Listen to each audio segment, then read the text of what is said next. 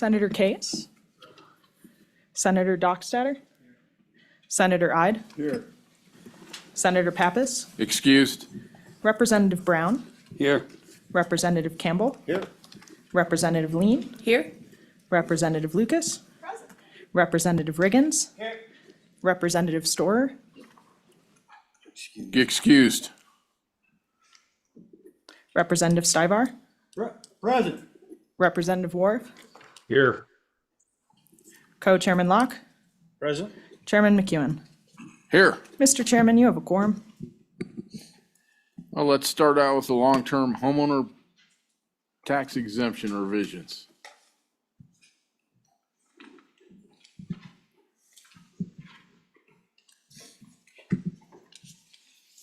This should be an easy one. Good morning, Mr. Chairman. Josh Anderson, LSO. So the first bill here is 26 LSO 99, working draft 0.2. This bill was discussed back in our August meeting, but then forwarded to this meeting. Has not changed since that time. So, but currently what the bill does, just section 1, it repeals 2024 Wyoming Session Laws, Chapter 106. That is the section in the long-term homeowner tax exemption that provided for a sunset of July 1 of 2027. So it would repeal that sunset date. So that's the bill as it currently stands, Mr. Chairman. I take any questions. Committee, questions? All right. Do we have anybody else who wants to speak to this?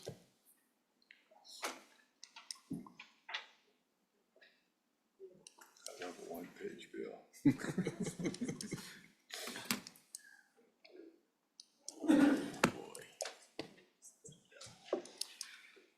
Good morning, Mr. Chairman. Ken Gill with the Department of Revenue Property Tax Division.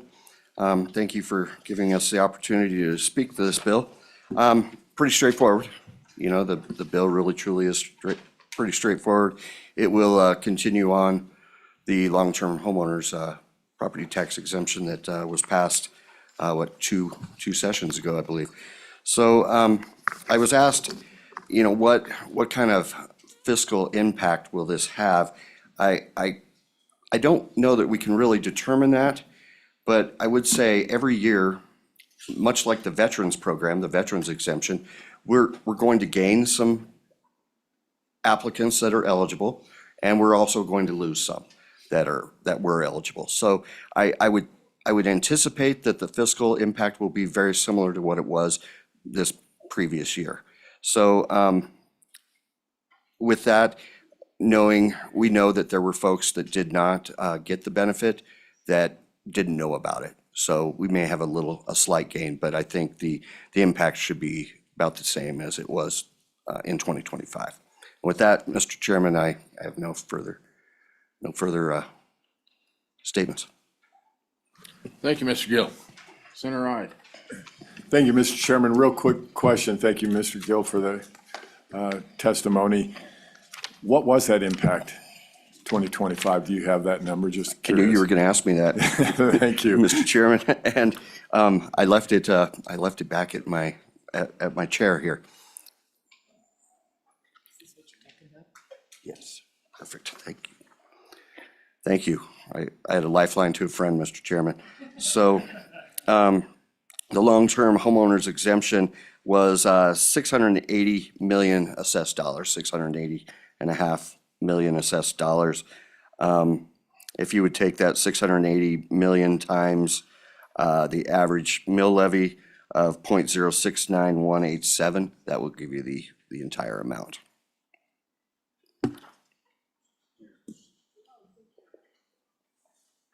Is that about 120, 130 ballpark? If you'll indulge me, Mr. Chairman, I'll do the math real quick. There you go. So you just bring it, okay, so this broke it down by the different pieces. Yeah. But this did it via the, About 48 million. Oh, much cheaper than I thought. Well, excellent. Representative Lean. Thank you, Mr. Chairman. Thank you for coming today, Mr. Gill. My question is, I hear you say that there's more people that may be able to receive this. Do we have any idea of the amount of homes that have sold? For instance, in my district, there's many homes that have sold just to aging persons, and they've either moved in with children or long-term care or chose to move to a warmer climate. So do we have any kind of impact on those long-term homeowners that may have had the exemption that will not have it this year? Mr. Chairman, I do not have those numbers, Representative Lean. We know we're going to gain some every year. We know we're going to lose some, either to move or death or something like that. So, yeah, I think EAD, Economic Analysis Division, might be able to come up with some numbers, and I sure would reach out to them for you and find that out, what kind of, increase or decrease that we're seeing over the census numbers.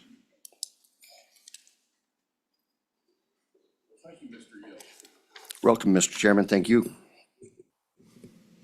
Probably should turn that on.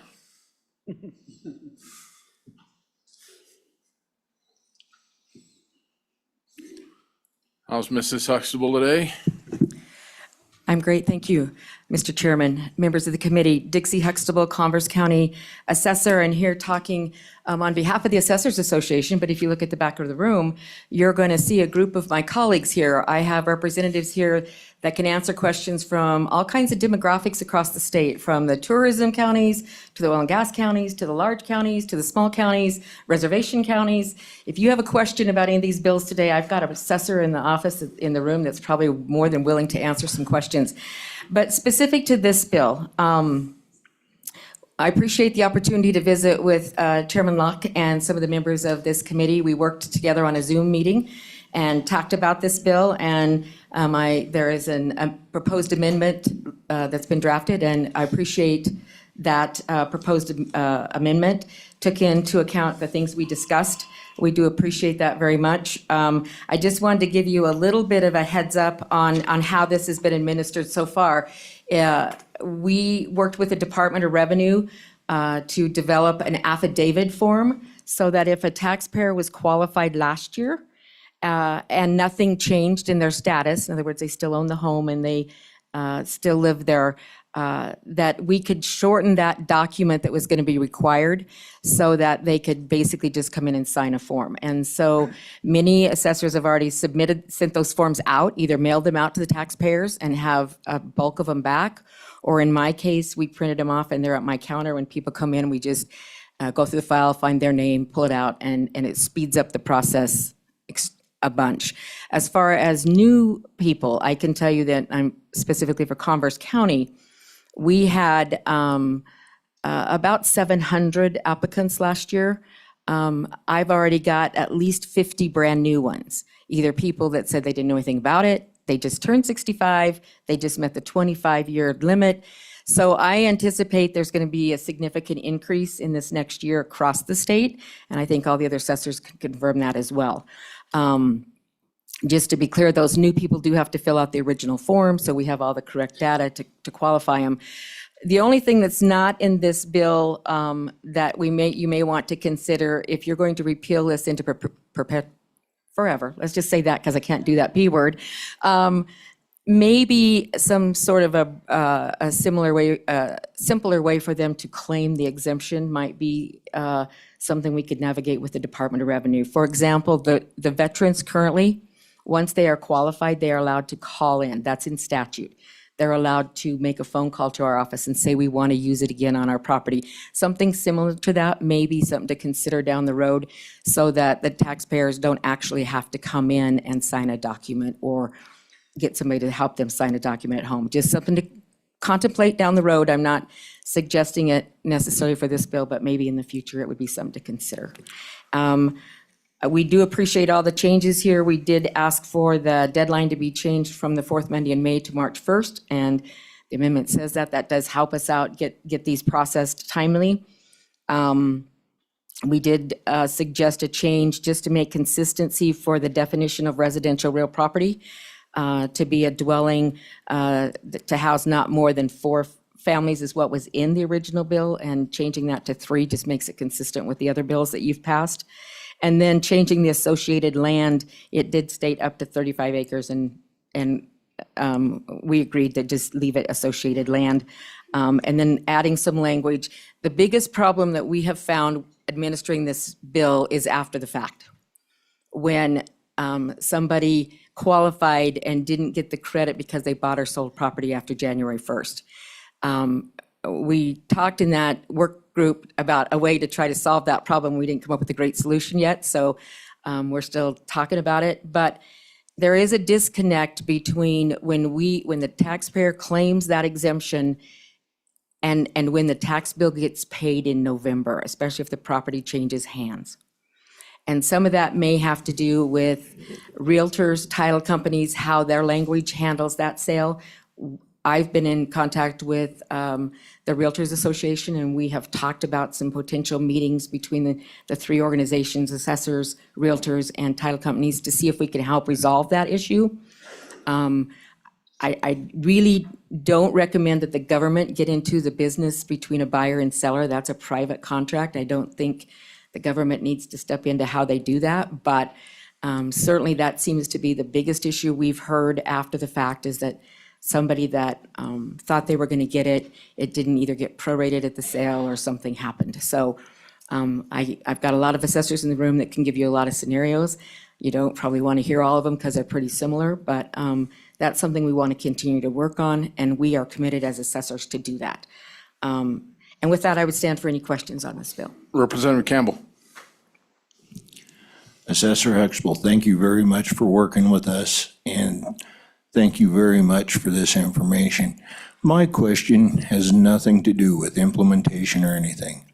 The purpose of this law was to ensure that our older folks who are on limited income and did not have the ability any longer to pay the tax burdens on their property, these were the people that we were trying to give relief to. Can the assessors, because you guys know the people, you know, you guys we sit here and talk about jargon and everything, but all of these bills are to direct, affect people. And the purpose of this bill was to keep those older folks who are having a hard time in their property. Have you seen any indication that this bill is achieving what we intended for it to do? Mr. Chairman. Yes, Ms. Representative Campbell. So specifically, this bill does not tie to income. So there is no income restriction on this. This bill is strictly based on age and the time they've been in Wyoming paying taxes. Certainly, those people that benefited from this in '25 were very grateful, and we heard lots of good verbiage back about that. The next question, how long is it going to last, was the next question out of their mouth. To be honest, at least in my county, I'm going to speak for Converse County only, I've been in that office for nearly 25 years. Yeah, 25 years. I have never seen anybody out of their house because of it, they couldn't pay their taxes.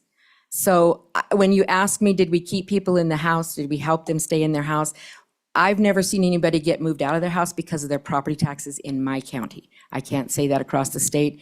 I've done a little research to see if there was tax liens on current active residences where people were living, and we have found very few across the state. So is it helpful? Absolutely. Are the people appreciative of this 50%? Absolutely. Is it helping them? I believe so too, but bear in mind that there's no income relationship in this. So you've got people that got this 50% deduction that certainly had the means to pay the taxes. So I hope that answered the question.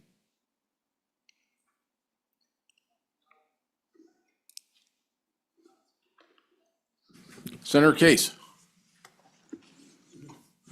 Thank you very much, Mr. Chairman. Ms. Huxtable, you've lived in that community a long, long time.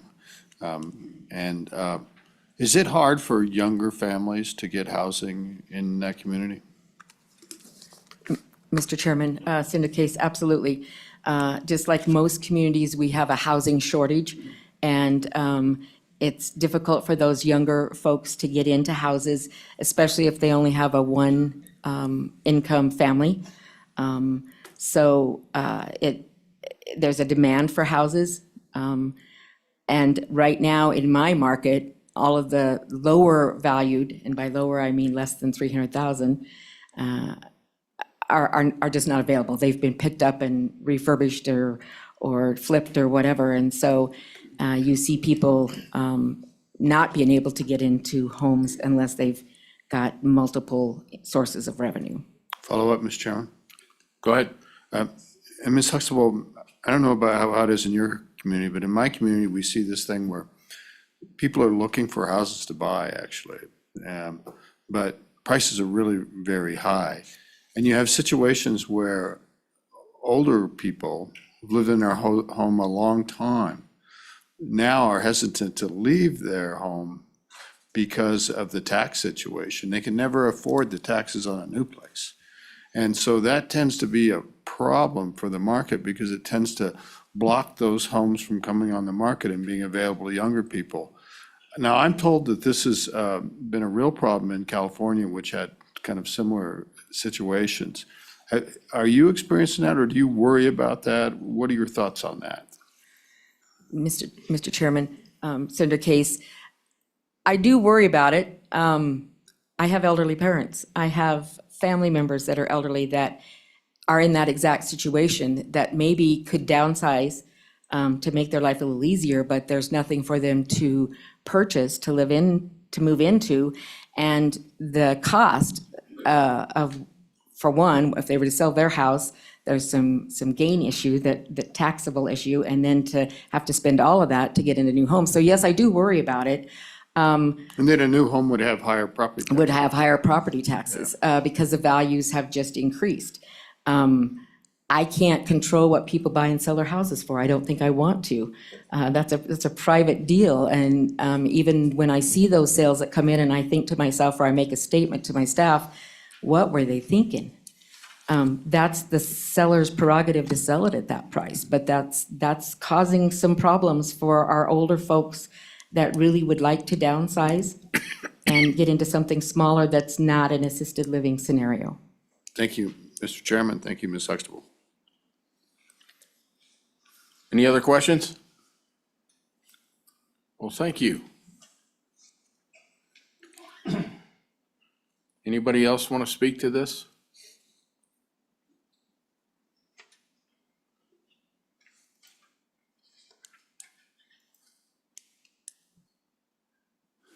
Good morning, Mr. Chairman, members of the committee. I'm Jeremiah Riemann here on behalf of Wyoming's County Commissioners. I appreciate the opportunity to talk about this. I'm likely not to speak on many of the issues today, but I wanted to share some thoughts kind of broadly as it relates to this and some of the other property tax measures that are before you. Mr. Chairman, I did want to point out one quick thing. I went back and looked at the fiscal note for this particular bill 2 years ago to see what that was. And the original fiscal note was that this would have a $10 million per year impact.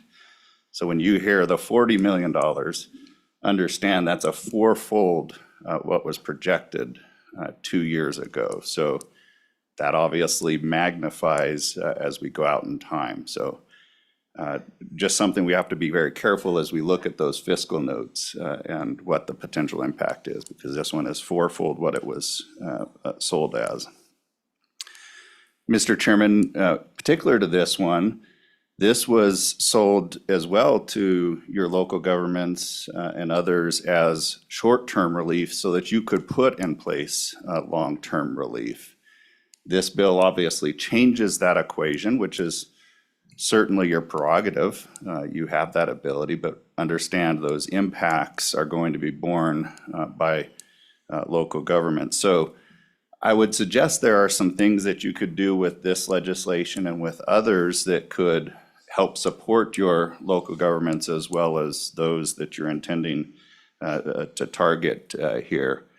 Certainly, as Representative Campbell kind of pointed out, there's no means test on this. So there are individuals that certainly can afford to pay these property taxes that are benefiting from this policy decision. So you could institute a means test in this and other legislation that you have before you or that you might consider during the session.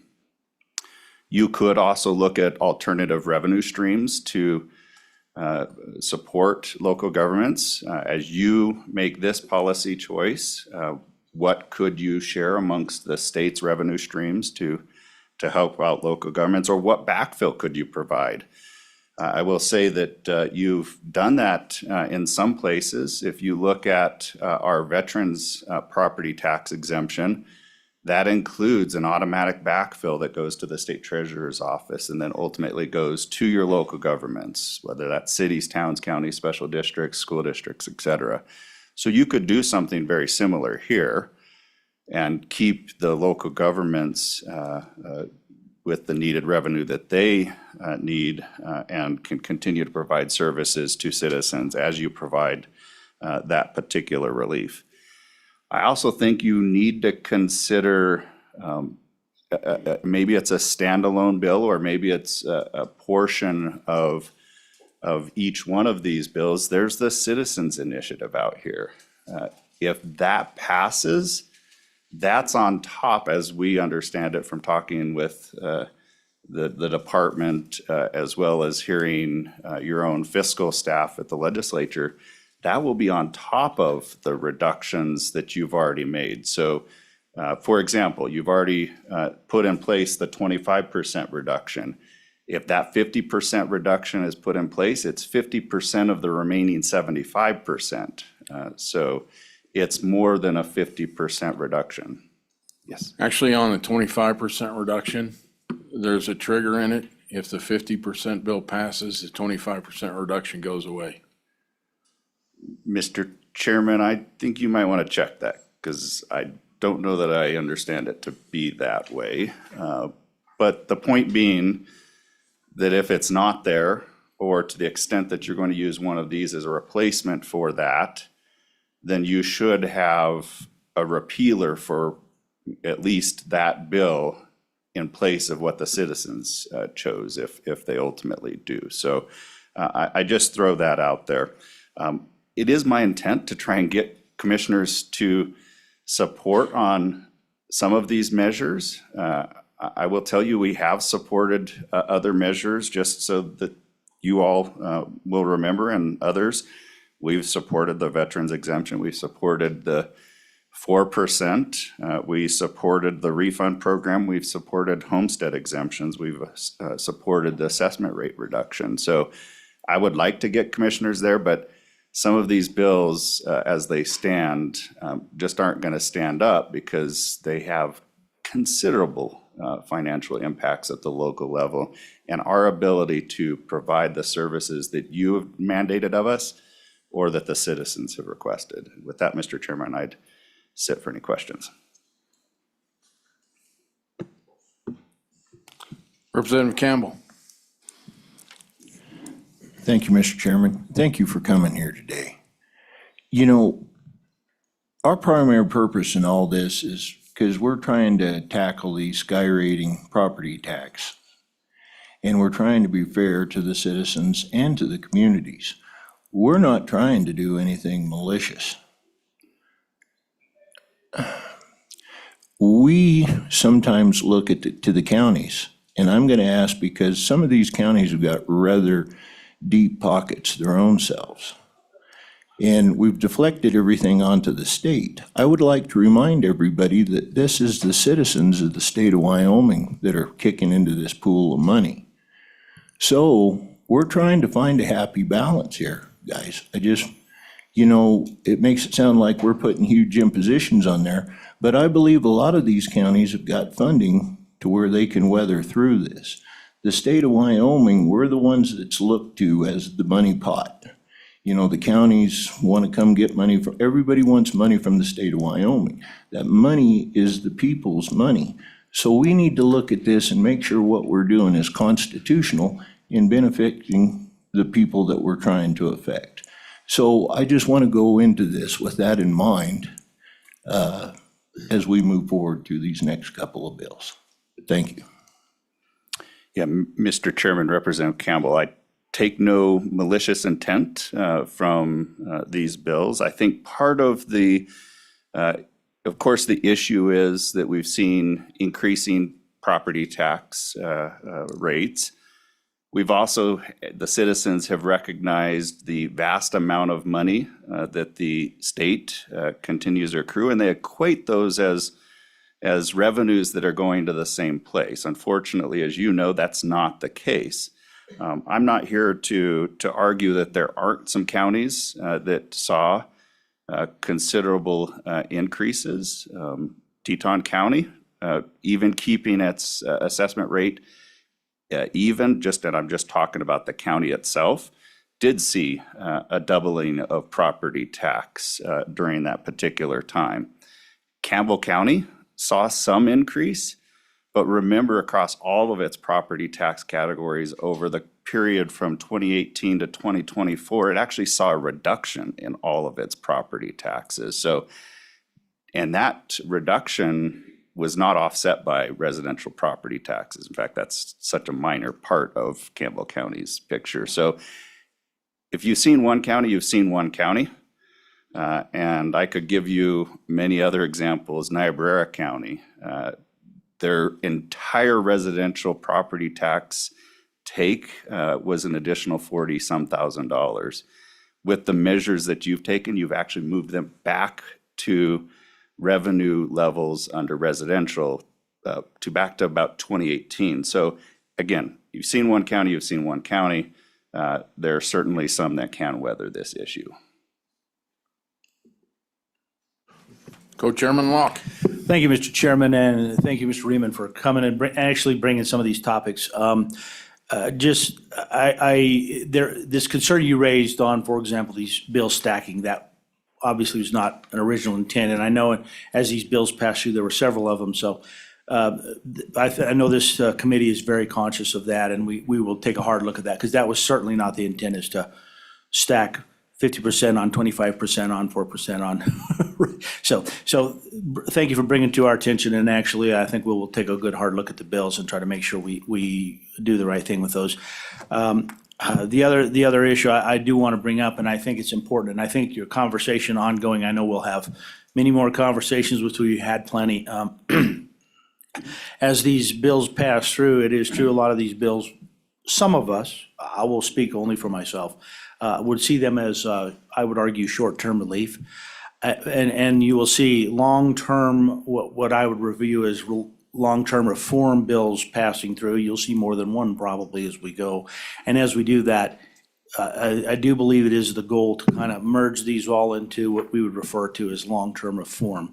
So it is certainly the goal, and I just want to thank you for, working with us, bringing some of these up, bringing them to our attention to make sure we can cover those. So that was more of just thank you for bringing them to our attention. Representative Lean. Thank you, Mr. Chairman. Thank you, Mr. Riemann, for coming today. I just want to come back to your Campbell County. I have some aggregated data that comes from the State Board of Equalization and the DOR. When you put it together from 2017 to 2024, I actually show that Campbell County came out 27.3% higher than they were in 2016. So I was just curious where you got the data that they went backwards.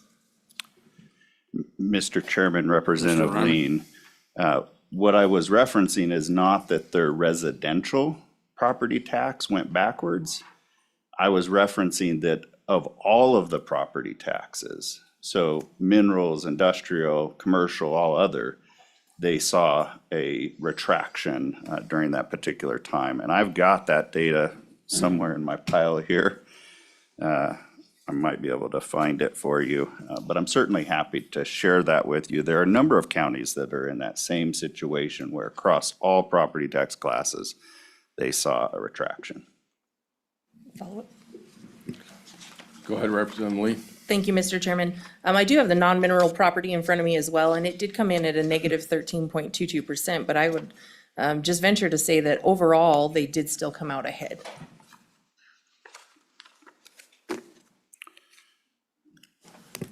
Senator Ide. Thank you, Mr. Chairman. Mr. Ryman, thank you for being here. You mentioned means testing as a possible solution. Would you agree that that would be a government intervention effectively that's kind of antithetical to the free market. Thank you. Mr. Chairman, it is a way to address the issue and to ensure that it's constitutional. If you look at our Constitution, it talks about fair and equitable taxing.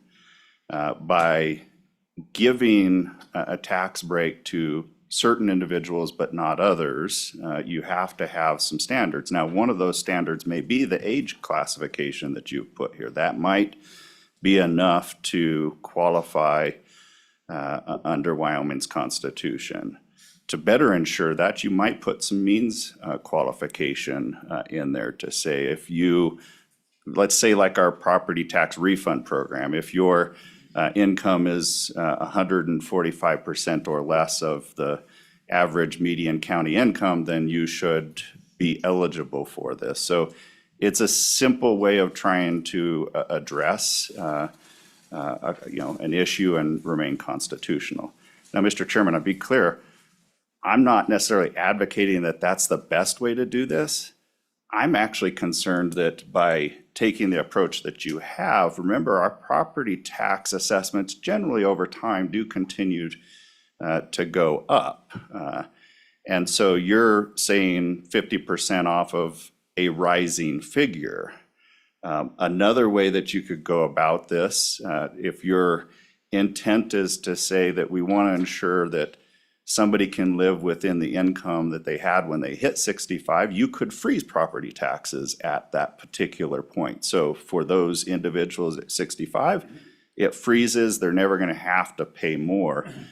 Depending on the counter, you may be in a situation where this actually does see an increase for those individuals. So, Mr. Chairman, lots of ways of going about this, and I'm happy to work with you on that and get you some additional information. So, Mr. Chairman, if I can, back to Representative Lean's question, I did find my sheet. I'm happy to Please. get this to all of you.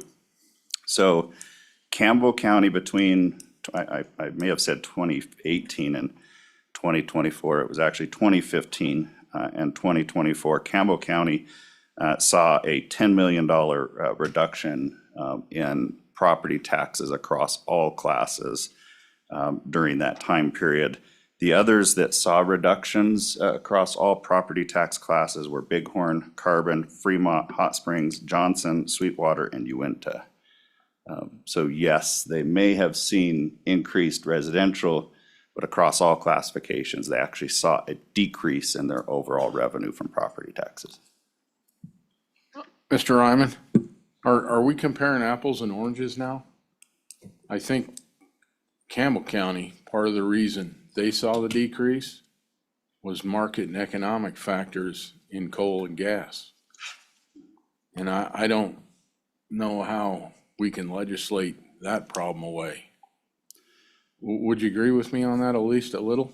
But Mr. Chairman, I don't know that I agree on the apples and oranges. I do agree on the notion that it's market forces. All of these are subject to market forces over time. So as you make adjustments to particular elements of that, you're influencing what that picture looks like for the local governments moving forward. And remember, you in the last session didn't just make changes to residential property taxes.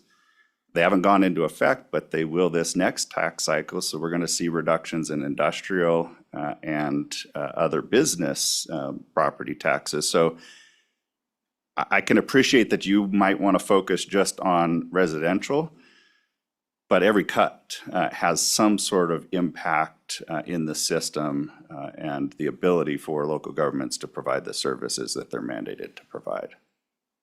I also think as you see the suite of bills that we're going to go through today, although it looks like a mess, there's a logic to it, and it will end up being, we're trying to reform it and get it to one place.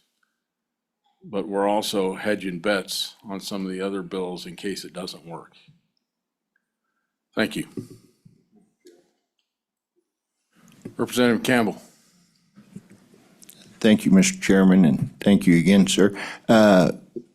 I would like to point out that in this time period, we've dealt with two anomalies that are affecting this, I feel.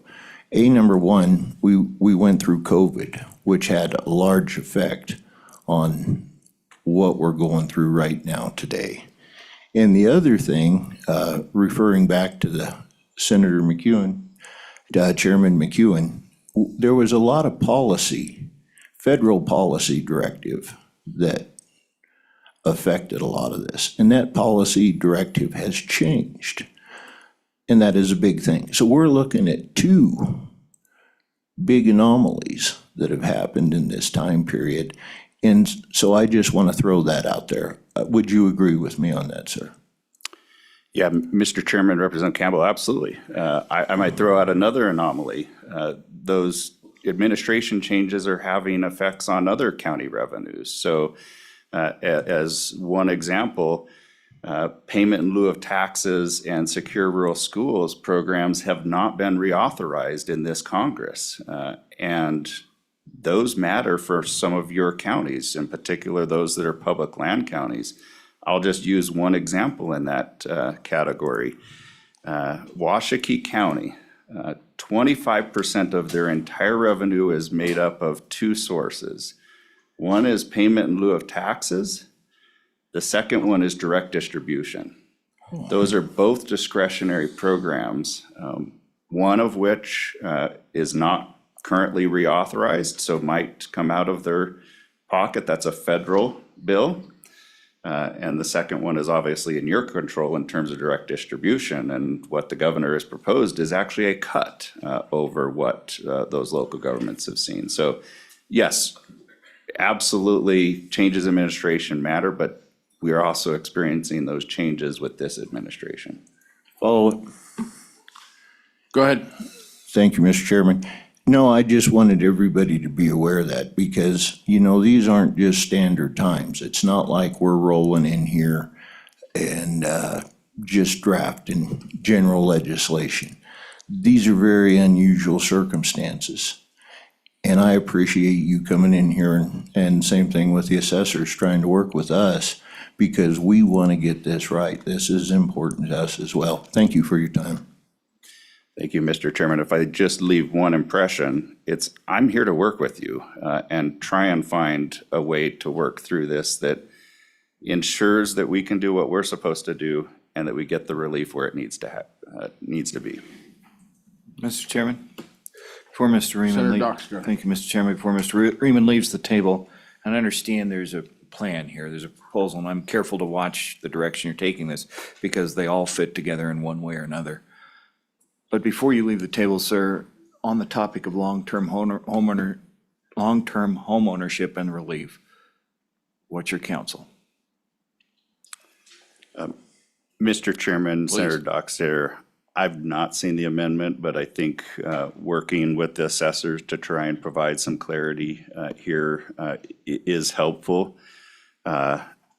If you're not inclined to put a means test in here, I would ask that you try and look at some sort of a backfill on this, similar to the veterans the veterans property tax exemption.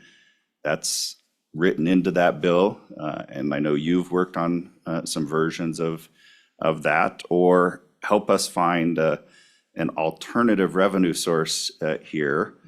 Not necessarily one that adds taxes to the people, that's not what I'm suggesting, but looks at the revenue sources that are available and helps to ensure that we can do what we're supposed to do. Any other questions? Well, thank you, Jeremiah. Thank you.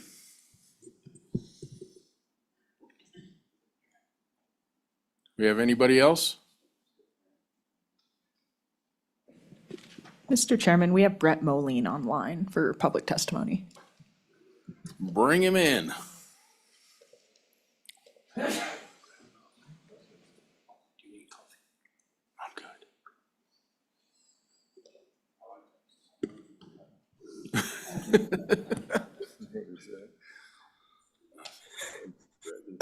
Mr. Chairman, Brett Moline, Wyoming Farm Bureau. I'm glad I can bring a smile to your face. Sitting in support of this bill and have not seen the amendment, but getting the gist of it from Mrs. Huxtable, I think that would probably be a good amendment. I will point out that, we've expressed our concerns before on these bills. Are they constitutional? My members also have policy that we will follow the US Constitution and the Wyoming Constitution. And I know this question has come up, but so I don't know if that question's ever been directly answered, but I will point out there is another option on this bill that, you're doing away with the sunset date. You do also have the option of extending it to see what the reaction of this effort to reduce property taxes by 50%. But sitting in support of the bill and probably in support of the amendment as brought forward by Mrs. Huxtable, I would take any questions you or the committee may have. Questions? Well, thank you, Mr. Moline. Mr. Chairman, next up, we have Jennifer McDowell online for public testimony. Okay.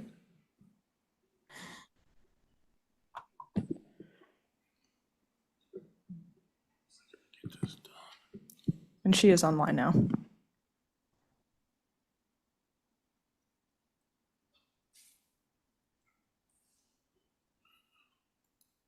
Hi, can you hear me? Yes, ma'am. Good morning. Good morning, Mr. Chairman and committee members. My name is Jennifer McDowell. I testified before this committee in August concerning the damaging impact of continuing the reduction of property taxes on community services, as well as the fact that Wyoming taxpayers are not overburdened by state and local taxes. I promise not to repeat my comments from that session, and the data I cited remains on the Wyoming Taxpayer Association's website. My intention today is to broadly address all the exemptions before you and to specifically address the statement that the reason for reducing the residential property taxes is to help fix the affordable housing problem. Actually, in my law practice, I represent several organizations that are trying to make sufficient affordable housing a reality in the state of Wyoming. Now, before addressing the specific issue of property tax reduction not being an affordable housing solution, it's really important to discuss the fact that increasing property values can be a win-win for both existing homeowners as well as communities. And this is according to the Pew Research Center. For homeowners, typically a home is their most valuable asset. And so as their property value increases, so does that homeowner's equity, and so does that homeowner's net worth. And for local governments that are reliant on those property tax revenue, increasing property values allows the communities to continue to provide services while keeping pace with inflation. So this isn't always the losing situation that we think it is. That being said, affordable housing is a real problem in Wyoming, and it does need real solutions. As pointed out by prior speakers, to the extent that increasing property values causes a tax overburden for a minority of existing Wyoming homeowners, targeted solutions such as means testing exemptions are a better solution to solve this specific problem than the broad property tax exemptions currently proposed. And there are several problems with eliminating property tax across the board in order to make housing more affordable in general. I promise to be brief, but I'm going to discuss three. The first is that affordable housing does not mean affordable home ownership. And in order to benefit from a property tax reduction, a household has to first own its home. Put another way, your renters do not benefit from any sort of property tax reduction. According to the WCDA's statewide snapshot, in 2021, there are actually more Wyoming renters that suffer from housing cost overburdens than Wyoming homeowners, and specifically 20% more of those overburdened by housing costs were renters, not homeowners. So you're not fixing any of those issues with this property tax reduction. Second, as discussed a little bit by Ms. Huxtable, unfortunately, homeownership is simply not affordable for low income and many other Wyoming families.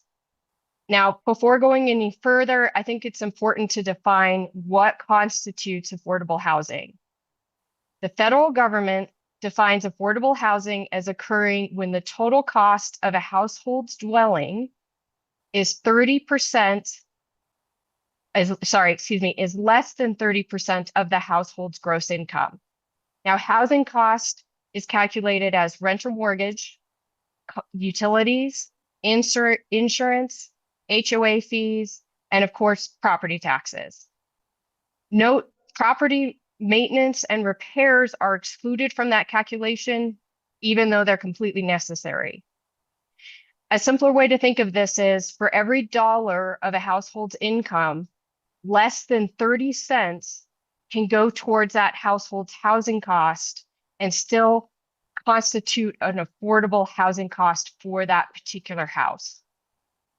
And of course, the lower a household's income, the less money that's available for housing costs.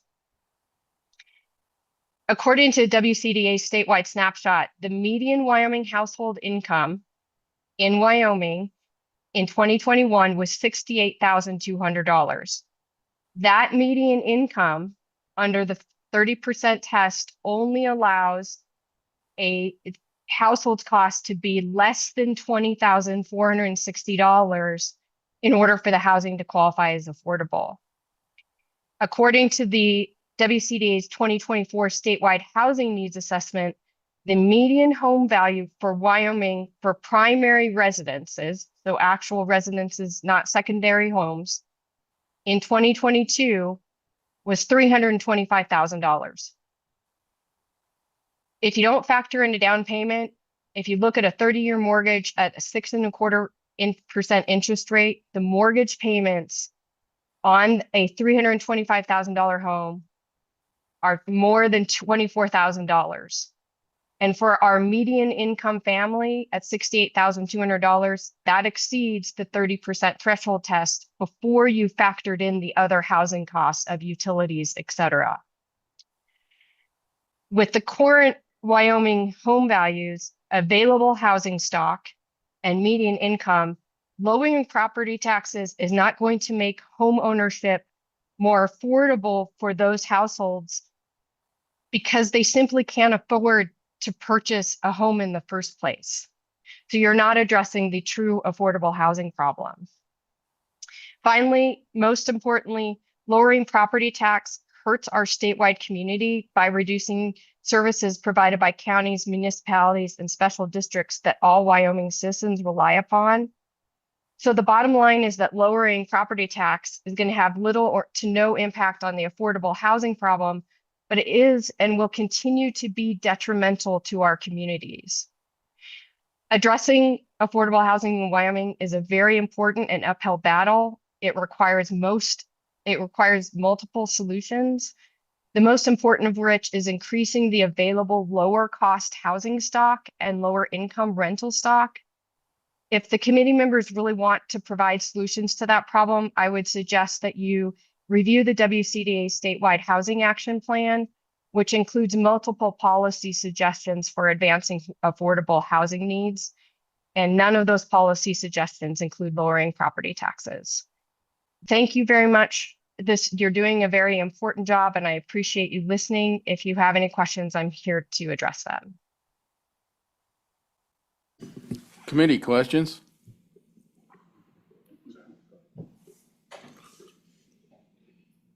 Representative Riggins.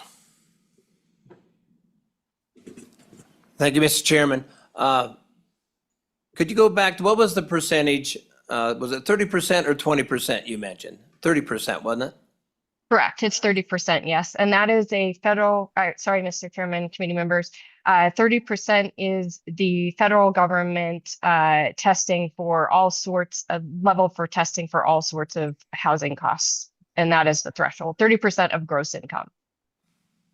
Thank you, Mr. Chairman. Does that include, I've read somewhere that the 30% factor maybe had to do with Jackson, some of their activities going on over there. Does that include, that had to include the utilities as well as part of that formula?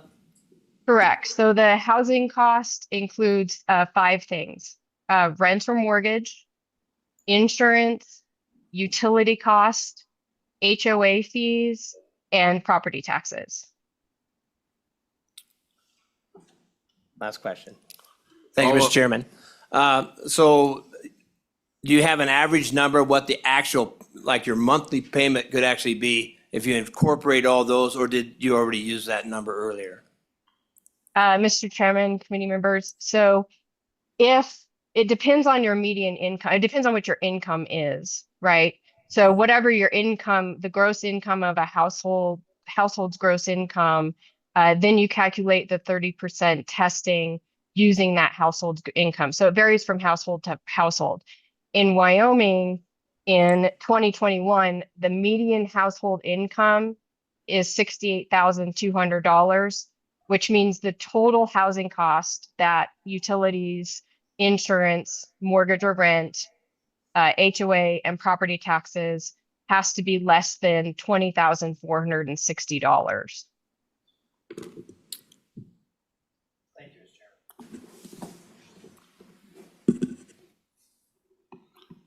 Well, thank you for your testimony. You're most welcome. You have a great day. You Thank too. you.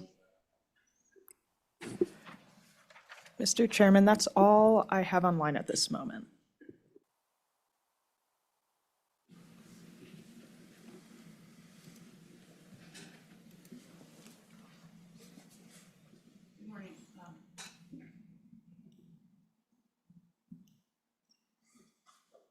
Thank you, representatives and senators, and Chairman McCowan for hearing my comments that are generally based on all of these programs.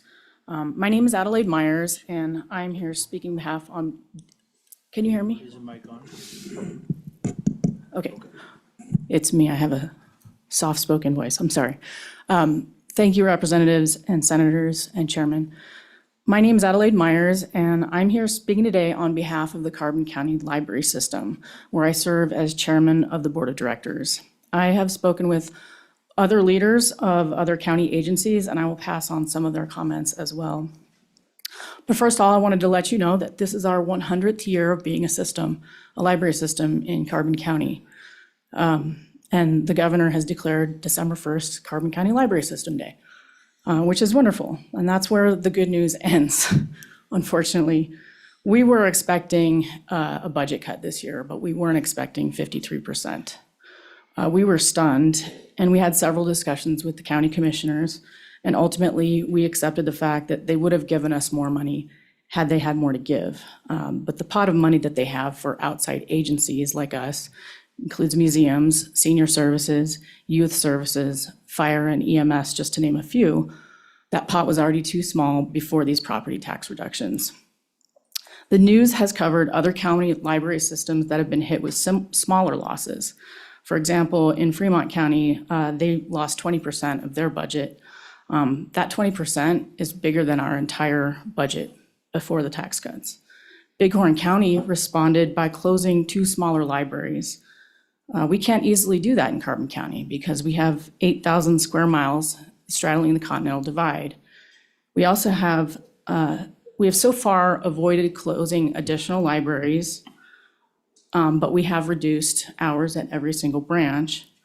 And the only reason that we were able to do that was because of extra money from the foundation and from our reserves, and also from fundraising, which we've done, some emergency fundraising. And we have been successful with some of that. But if property tax revenues continue at their current level or drop, closures will be inevitable. We have used over half of our reserves, and they will be gone by the end of next year. Fundraising is not a sustainable business model for a government service. I will repeat that. We cannot fundraise our way out of this problem. Donors have provided Band-Aids, but they cannot be relied on year after year to provide something that the public has come to rely on. Services like this need to be funded through property tax revenue, as they always have been. The sad thing is that because of the locations of our population centers and the larger libraries that we have, we will likely have to cut places like Medicine Bow and Hannah and maybe Encampment. We really, really do not want to do that. And our communities don't want us to do that either, of course. If their libraries close, we will move them one step closer to becoming a ghost town. And their toes are already on the edge of that cliff. Schools will come next. They get a lot of their funding from property taxes. Without a school and a post office, a town is officially considered a ghost town, regardless of how many people live in it. I spoke with John Rutherford, Carbon County's fire warden and chief of the Fire Protection District, and he states, "The Fire Protection District is 100% funded from property tax with no other provisions for funding through taxes. When property taxes are reduced, it is a direct reduction in our budget. 51% of the district calls for services are for highway crashes. The federal and state government do not provide funding for emergency rescue response to Interstate 80 or any of Wyoming's highways. Cutting property taxes without another means of revenue directly threatens the district's ability to provide extraction for vehicle crashes on our highways, not to mention to respond to structure fires, wildland fires, and industrial fires." I personally am going to have a hard time not thinking about that the next time I drive down I-80 this winter. Sometimes the roads are green on the app when I leave Laramie, and by the time I reach Walcott, they're red due to the terror trifecta, which is black ice, strong winds, and blowing snow. Another leader spoke to me on the condition of anonymity because they feared political retribution. This person stated that operations will become severely strained and services that they and similar entities provide will disappear, resulting in poor conditions for farmers and ranchers. This person likened what is going on with these property tax bills to socialism. And I want you to think about that.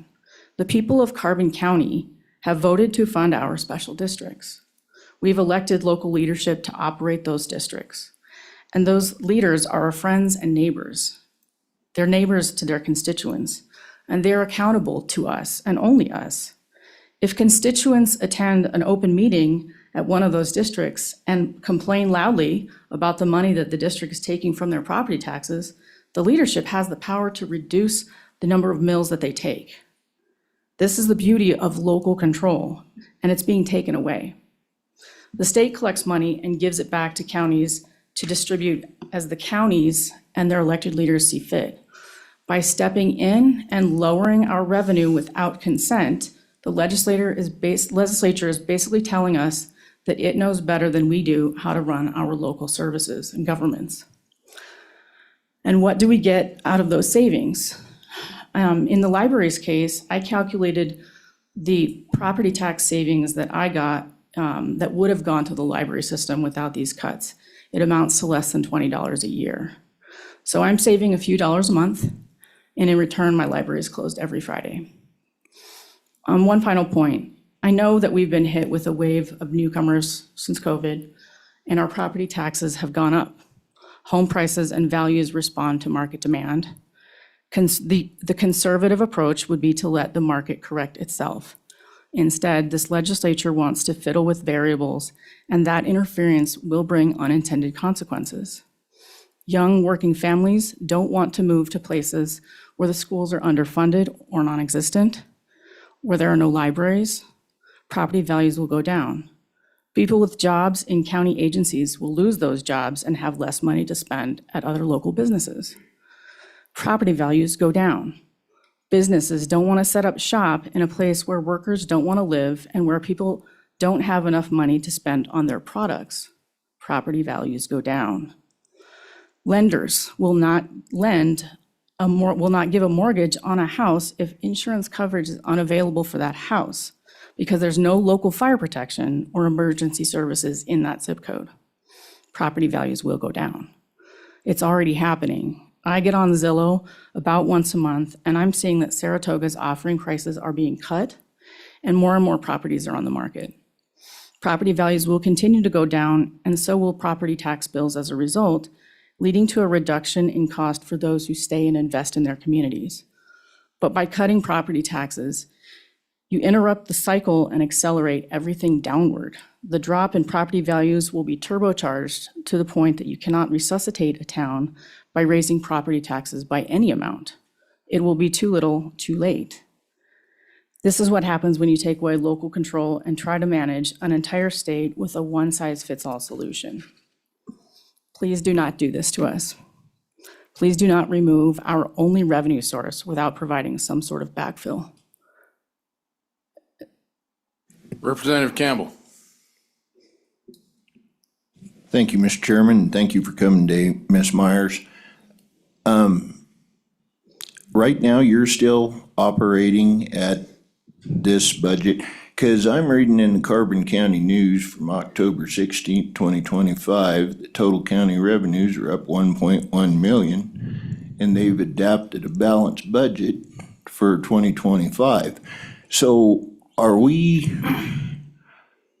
I'm just wondering how we're gonna affect this for you. You're operating right now where you're under budgeted and everything, but your county has had a $1.1 million increase in revenue?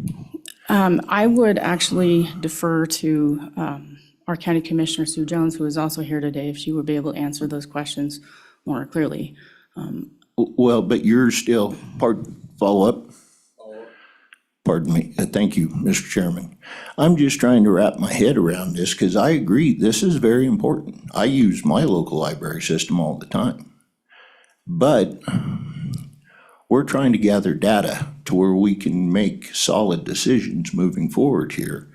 And I'm not seeing that Carbon County is still in the bind that I'm being presented with. I'm seeing different things. But I thank you very kindly for your testimony, and good luck. I support you. Hang in there. Thank you. If I may finish, I just wanted to mention one more thing, and that is that the families with young children who go to the library for books and DVDs that they cannot afford to buy, think of them and the unemployed workers who need a place to go and print and create a resume. These are the people that need our libraries the most. It's not the ones, including myself, that had the means to give on our fundraisers, but it's a detriment to them, and I will echo Ms. McDowell's comments on that factor. Representative Lean. Thank you, Mr. Chairman. Thank you for coming today, Ms. Myers, and my heart goes out to you. I understand that the drastic shifts in budgeting was not anybody's favorite this last time.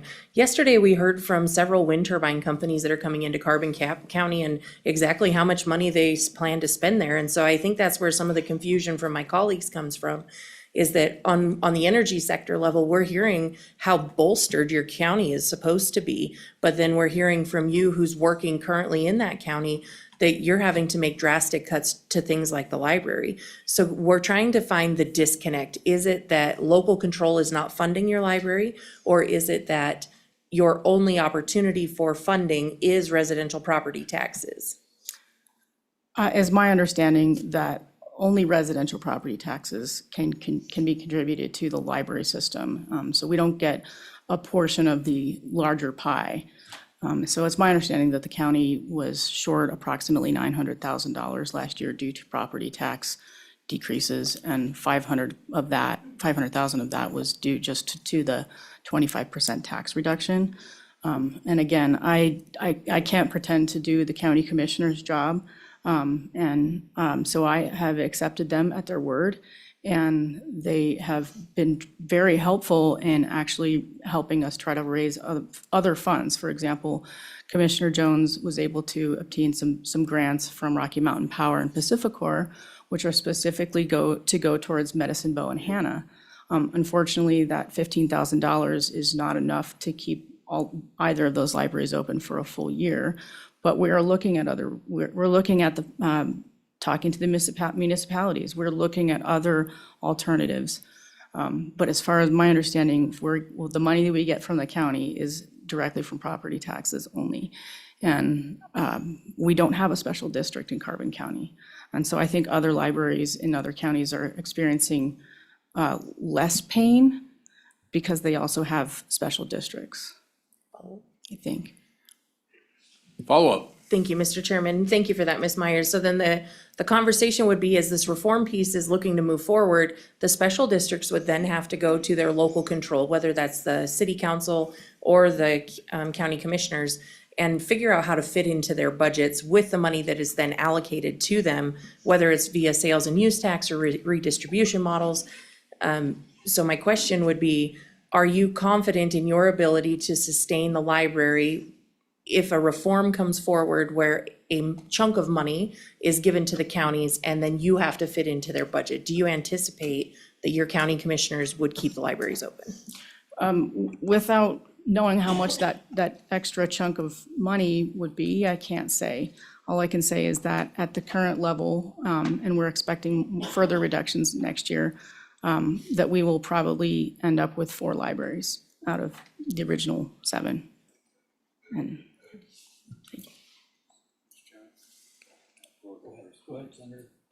Senator Dockstetter. Mr. Chairman, this is somewhat related. Has your library system tried a foundation? Like in our county, we use one for our schools, for our hospital. Have you tried that with your?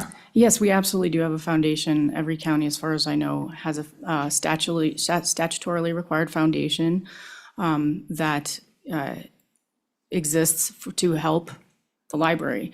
Our library foundation has bylaws that were created long ago, before me, that require them, or that prohibit them from giving money for operations costs. So we actually do get a significant amount of, our total budget is not just what the county gives us.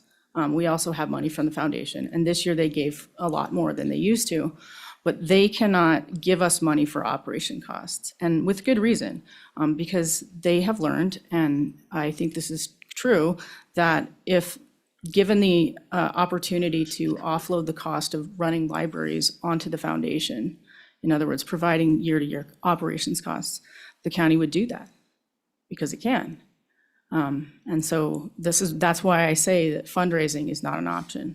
So we have money for things. We can get things that typically grants pay for, but there are very few grants that pay for operating costs. And one of them we've applied for from the Wyoming Community Foundation's Intertie grant, which is up to $10,000 for operations costs. And so we did apply and receive that for Medicine Bow and Hannah specifically. That grant has one more cycle before it goes away. And then I will know of no other grant sources that will provide for operating costs.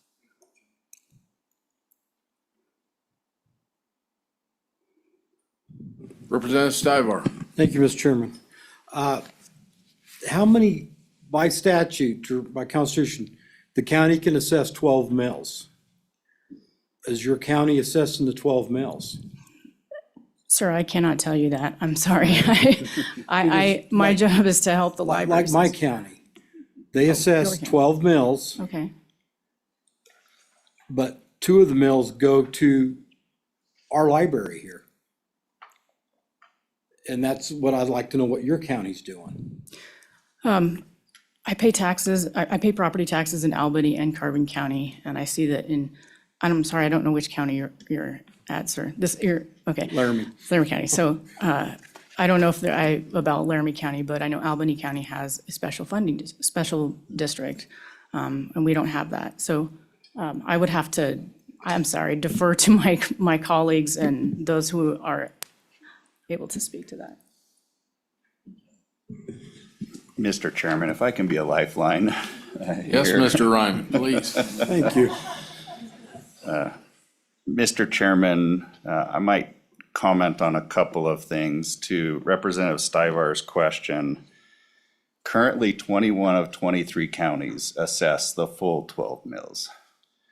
The 2 counties that do not are Campbell County and Teton County. Now, I'll just note quickly as it relates to that, Teton County, because of the residential property tax cuts, has the ability, as I've just noted, to increase its mill levy. And in fact, they are going to be increasing their mill levy. So they're the one county that has the ability to, Campbell could a little bit, because they're pretty close to 12, but Teton County is increasing its mill levy to cover some of the cuts that were borne out through this process. But Carbon County does assess the full 12 mills. Now, every county has the ability to sort of lay out how they assign those mills. So Laramie County has assigned a couple of those mills to the library system. Fremont County is another one that does something similar to that. Some counties need the full complement of their 12 mills for the governmental services that they're required to provide. So as you heard referenced, some counties have passed special districts for their library systems. So they assess an additional set of mills, which is above the 12 mills. So again, if you've seen one county, you've seen one county.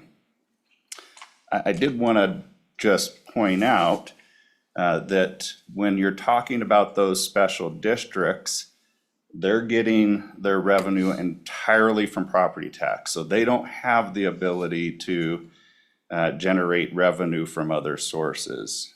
Representative Campbell, to your point, and I don't know the specifics of what Carbon County's ultimate budget came out, but can you imagine a scenario where you've pulled the lever and said property taxes should be reduced, and now the 700 plus special districts in the state come to the county and start begging for them to cover the loss that you provided? There's not enough extra revenue in the counties to do that, which is why we come to you, because you generally do have more revenue than the rest of us to say. So it's a complicated system, and some of these folks, all of their revenues come from property taxes. My members are a little bit more fortunate in the fact that we have other revenue streams, but as I've noted, some of those are at threat too. So I hope that helps a little bit with things.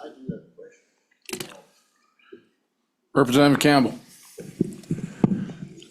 Thank you, Mr. Chairman, and thank you again, Mr. Commissioner. I had a quick question on means testing. If we were to do that, I understand, especially with this long-term property tax, that people are coming in and talking, but how would our assessors be able to verify incomes? And I'm just wondering if you could walk me through what a process is gonna look like for our assessors to do a means test where they're gonna go out and verify income. And then my next question would be, wouldn't a means test where we're validating, doesn't that violate our requirement for uniformity? Thank you. So, Mr. Chairman, we do have this uniform system, but if you take the long-term homeowners, you've now established a new group of people, right? They qualify for that because of their age and their time in the state of Wyoming, or paying property taxes in the state of Wyoming. So you've already sort of carved them out and separated them from the rest of us. Now, if you go into the Constitution, it does have provisions in there such as necessary support of the poor. So you could, if you're applying a means test, perhaps better qualify the long-term homeowners against the Constitution, because you're trying to direct it at those who most need that particular relief, property tax relief.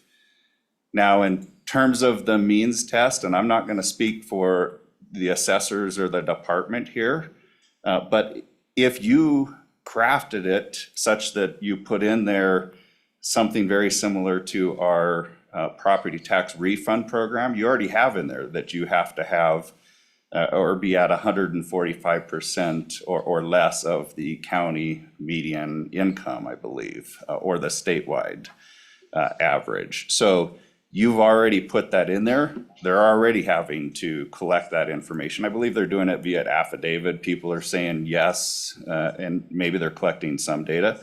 But if you adopted that, they're already doing it, you'd be able to say, yes, as long as you're 65 and been paying property taxes for 25 years, we're good to go. We'll qualify you. So I don't know that you have to do all that much different if you took that sort of approach. Follow up. Thank you, Mr. Chairman. My concern is where we would use finances as a qualifier in there because, you know, the means test, from what I understood, and perhaps I misunderstood you, but the way that I took it, that you were going to use a means test was to qualify the poor.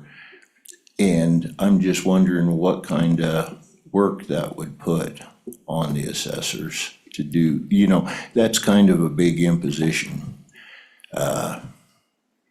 People get squirrely when you go asking about their personal finances and everything. So I'm trying to find a way of what you're seeing and make it make sense. Thank you. And Mr. Chairman, I would advocate for easy, right? So you would try and identify a system you're already using. I mentioned the 145% because you're already using that for the property tax refund program. So it's easy. You could adopt other means tests. You qualify for XYZ public relief program, could be a federal program where you're already going to have to provide that information. That could be one way of doing it. I don't prescribe that there's one and only solution here. There are many that you could perhaps apply to this. Representative Lean. Thank you, Mr. Chairman. I just wanted to say, I kind of feel like we've gotten off of the long-term homeowners property tax bill, and could we kind of get back on that so we can keep moving with our day?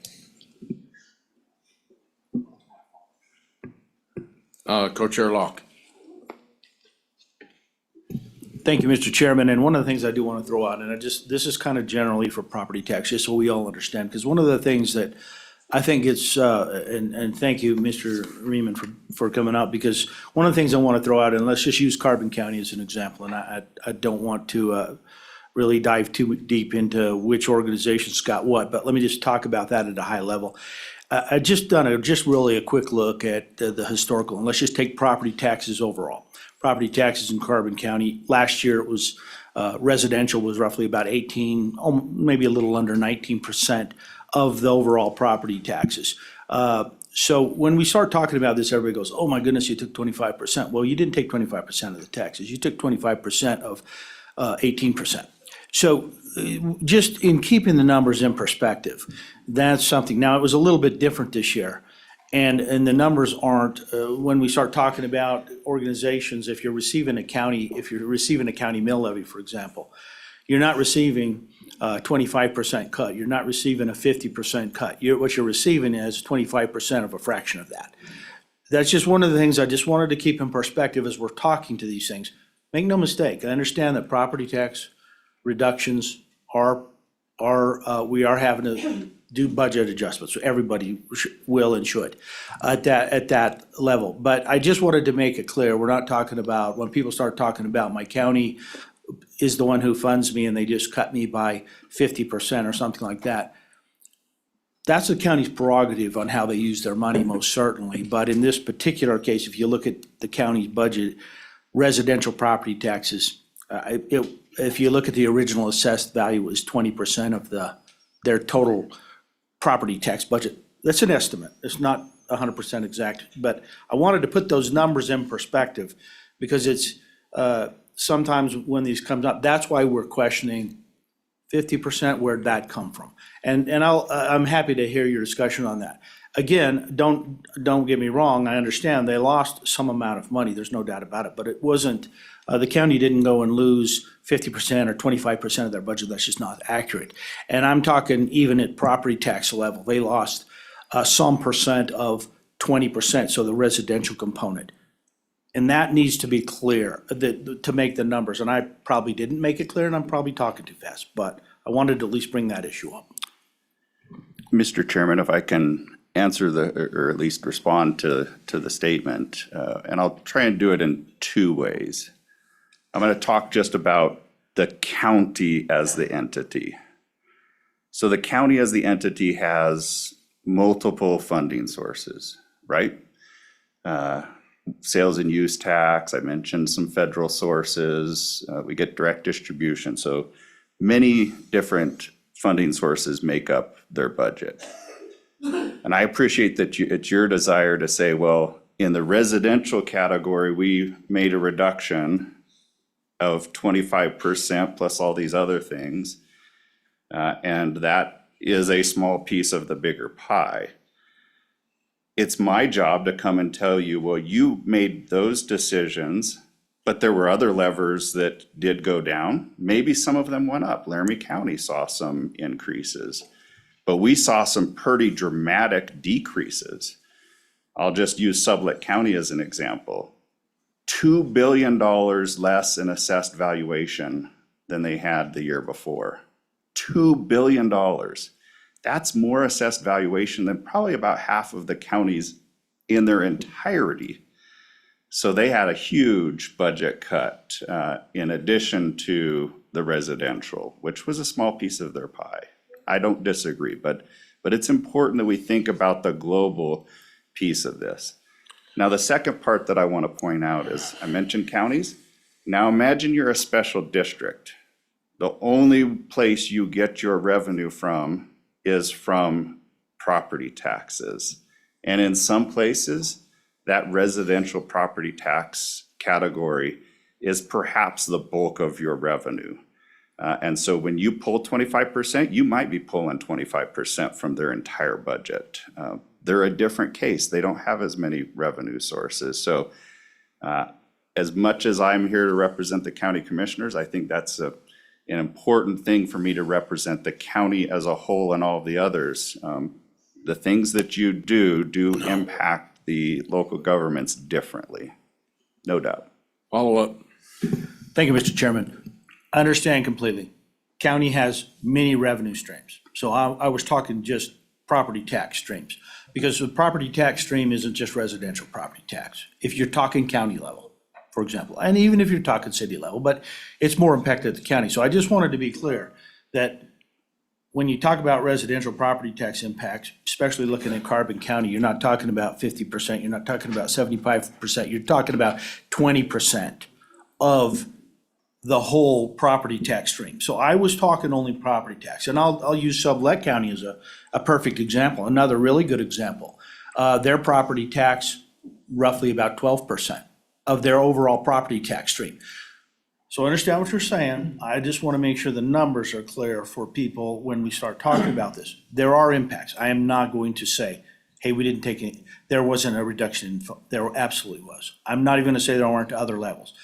I just want to say that as we're making these decisions, we're looking hard at these numbers to say, we understand there's budget cuts, and we understand that. But I'm going to go back to what the primary focus was. Part of this too, people were impacted significantly. Let me just give you guys a feel for the property tax assessment since 2019. 2019, overall property, residential only property tax is $380-some million. Well, that assessment was $716 million in 2025. And part of that was reduced by these bills. I just want you all to understand what happened to those numbers between 2019 and 2025. That's why we're doing this, because money left on the kitchen table is money in the local community spent on those businesses, and it's important. And I welcome your comments on this one. Okay. We are so off track, it's not even funny. We came here to talk about 8 bills. And most of the comments, while I appreciate them, are general philosophy on property taxes and not the bills. So I'm gonna allow one more comment on this, and then we're gonna move to the next bill. And then as we get through the suite of bills and you can see where we're headed, then we can start talking philosophical. But right now, we're just covering the bills. Fair enough? Fair enough. Thank you, Mr. Chairman. My name is Bob McLaurin. I represent the 99 cities and towns in Wyoming. And as usual, Mr. Reaman described the situation more elegantly than I could, because it impacts our members as well. The smaller ones more than the larger ones. But specifically, what I wanted to speak to you about was the long-term homeowners exemption, and would ask you to consider a means test. I know I don't look this old, but I was a recipient of the 50% reduction in tax. And thank you very much. Thank Mel Schenkel back there. But I think it's an appropriate way to go. And I think the intent of the bill is good, but I think a means test comparable to what you do with the veterans makes a lot of sense in this case. And that's our comments. Thank you, Mr. Chairman. And thank you for speaking to the bill. And now, Josh, are we ready for the next one?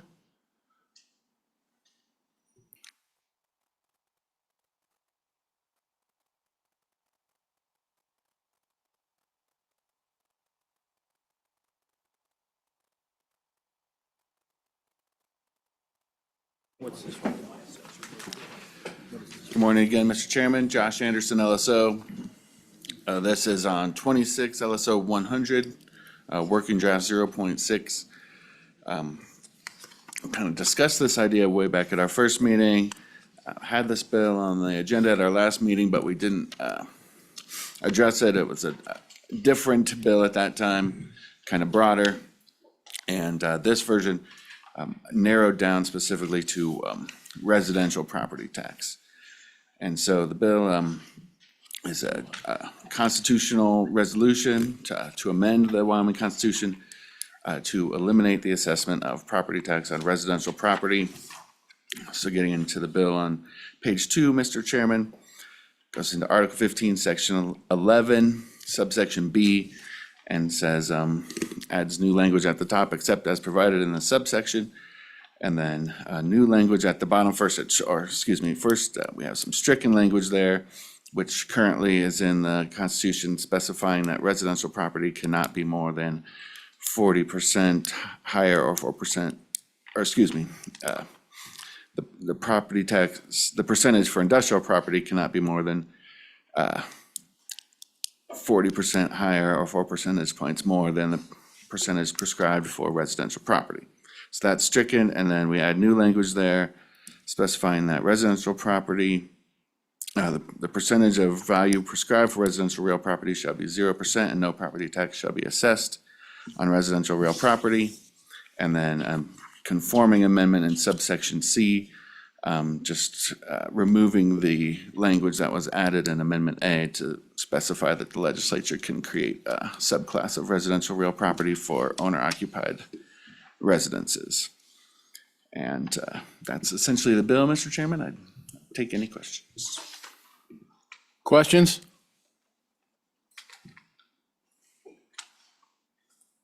Representative Lean. Thank you, Mr. Chairman. I'm looking at the language for section 11, and I'm curious, when we strike the 40%, does the 40%, the first 40% that will remain hold the 4% or 40% gap?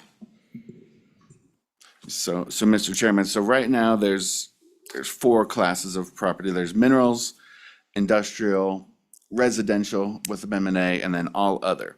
And so the part that will remain in there will provide that all other property has to remain within 4% of industrial property.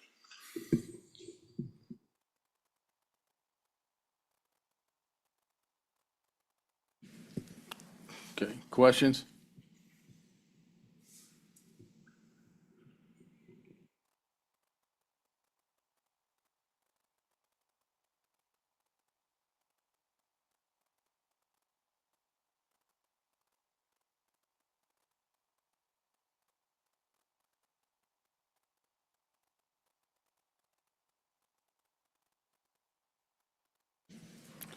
Do we have any testimony on this?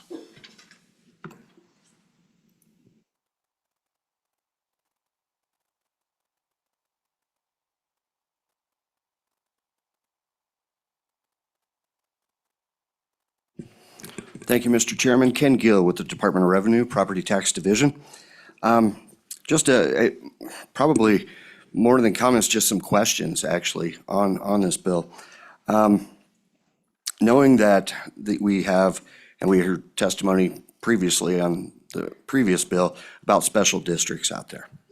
And a lot of these special districts, improvement and service districts, they're folks, residential folks typically, that have voted to tax themselves for something. Whether it be, I live in XYZ subdivision, we have dirt roads, we like to pave those roads. So all of the neighbors get together, they form a improvement and service district through the commissioners, through the state, et cetera, and then they levy against themselves on their property tax. Where does that leave them to collect for that indebtedness? Because most of them have received a bond, okay, so they have indebtedness, and typically the county administers that bond for that improvement service district. Now, it's all residential property. They're not going to be able to generate money to pay that indebtedness. So it's a question on special districts. And because those folks did vote to tax themselves. Now, I don't know, this being in the Constitution, we're obviously not going to be able to promulgate rules for it, being in the Constitution. So, do we continue to assess those properties and then take the budgeted amount for the indebtedness divided by their assessed value, and that is the amount they need to levy and pay to pay off that indebtedness? Of course, that indebtedness doesn't always last forever. Once that bond's paid, sometimes those districts will dissolve, and other times they won't. They won't dissolve. They'll stay afloat and become a road maintenance district or something like that. So just a question or something for you to consider when you're looking at this bill. And with that, I would stand for any questions, Chairman.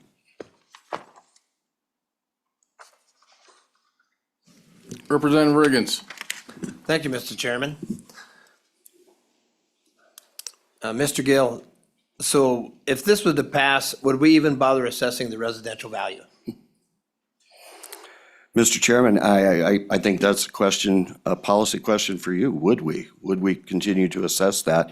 Because really, they would be exempt in this bill at a 0% from taxation, much like we have exempt properties now. So I think that your question hits to the heart of it. How do we deal with these special districts that have chosen to tax themselves and pay back that indebtedness? I don't know. I don't have a great solution for that.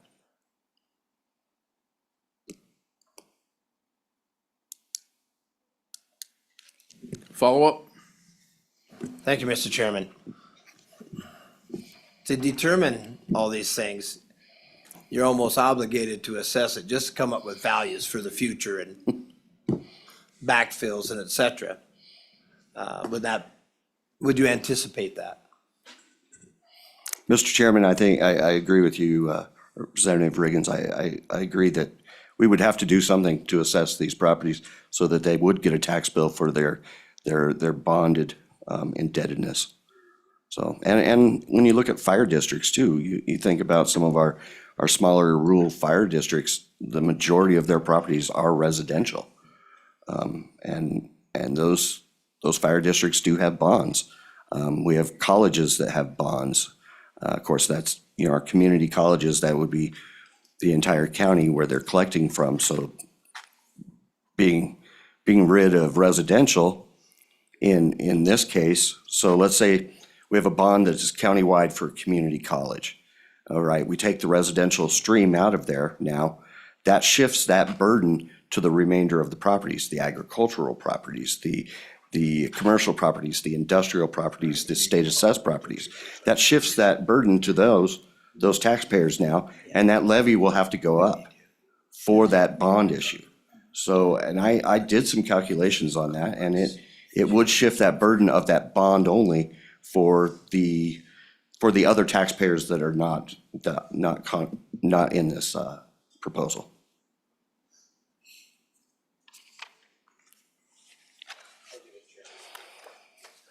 Okay, Josh, I think we need to wheel out 282 now. we could probably end some of the discussion and maybe put people at ease a little.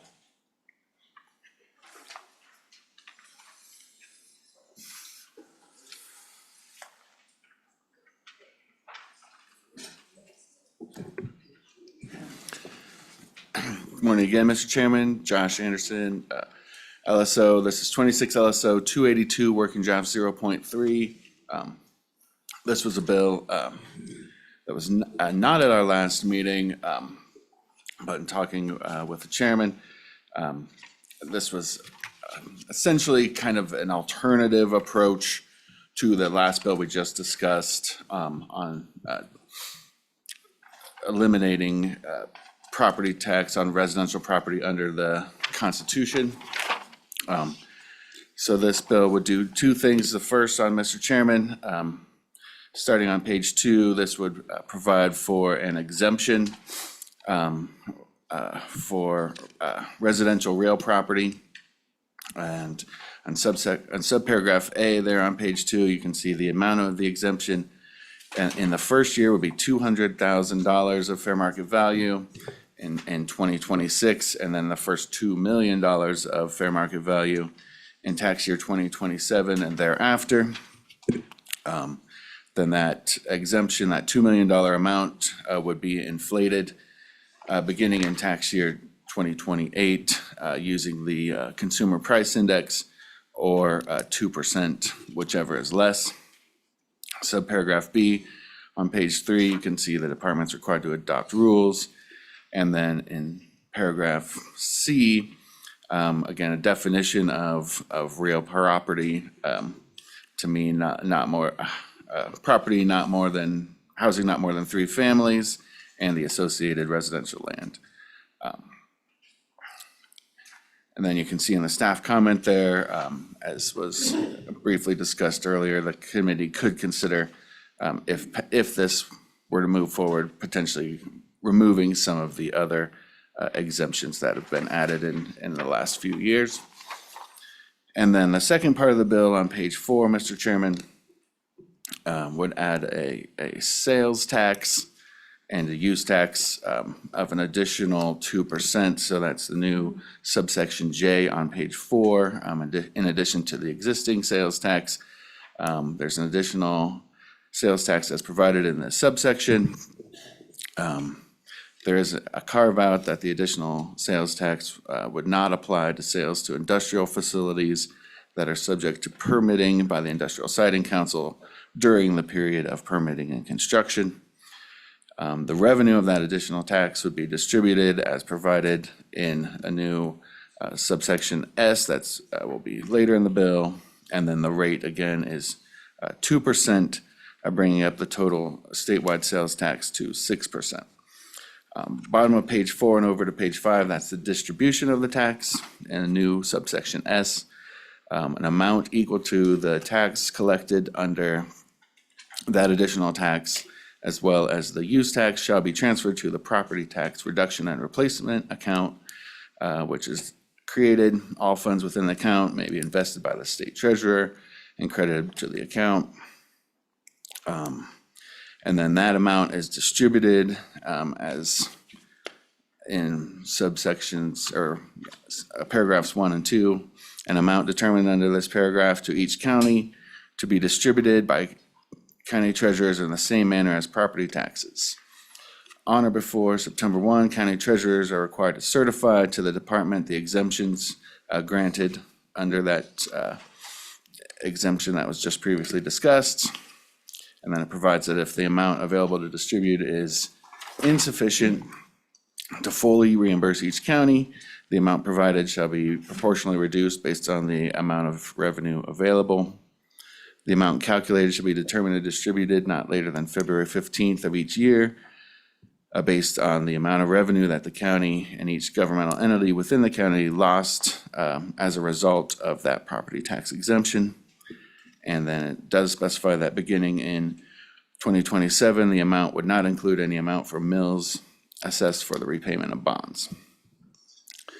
And then subsection, or paragraph 2, any amount remaining would remain in that account, and the legislature would be required to review those amounts in the account and consider using that for direct distribution to local governments. Over to page 7, that's making that same change to the use tax, and then again referencing back to that distribution. And over to page 8, Mr. Chairman, does clarify that that property tax exemption would apply beginning in the upcoming tax year, January 1, 2026.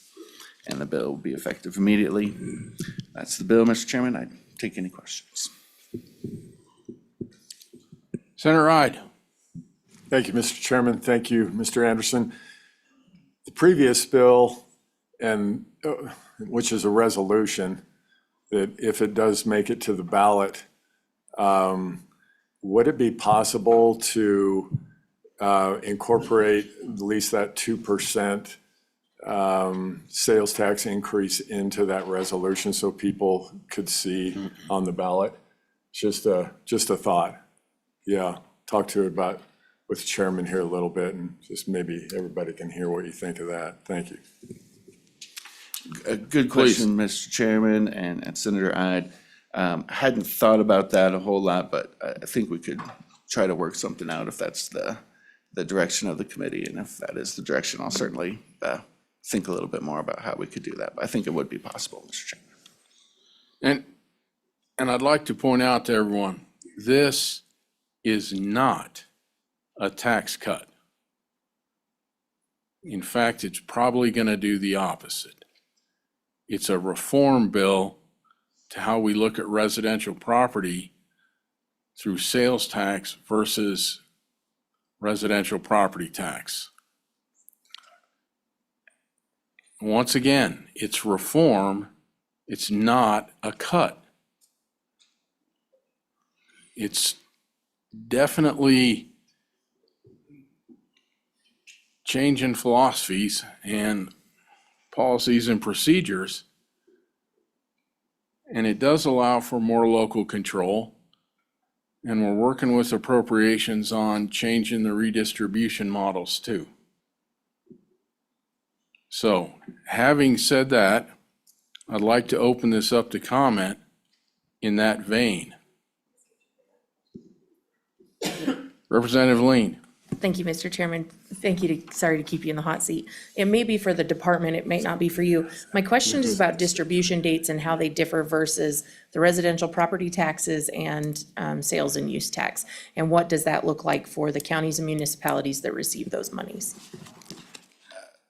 Mr. Chairman. Please. Representative Lean, there would be differences. I don't have that mapped out. We can certainly provide that, or there might be people here that can do that off the top of their head. But if not, we can certainly kind of map that out for the committee. Co-Chairman Locke. Thank you, Mr. Chairman, and thank you, Mr. Anderson. So kind of in line with that timing issue, currently, is this bill is it set as a trigger? It's currently not, that's my first question. So, Mr. Chairman, no, this is not currently set up as a trigger bill. It could be amended to do that if the committee move forward with both of those bills, but it's not currently structured that way. Can I do a follow-up? Follow-up. Thank you. And then in terms of the timing, just in terms of the constitutional change and the, for lack of a better term, the replacement, the concept of this being the replacement revenue for that piece. The timing on that, have you noodled the timing on that and how they would overlap and where the overlap might get lost? If you could give me a feel for that, it would be helpful.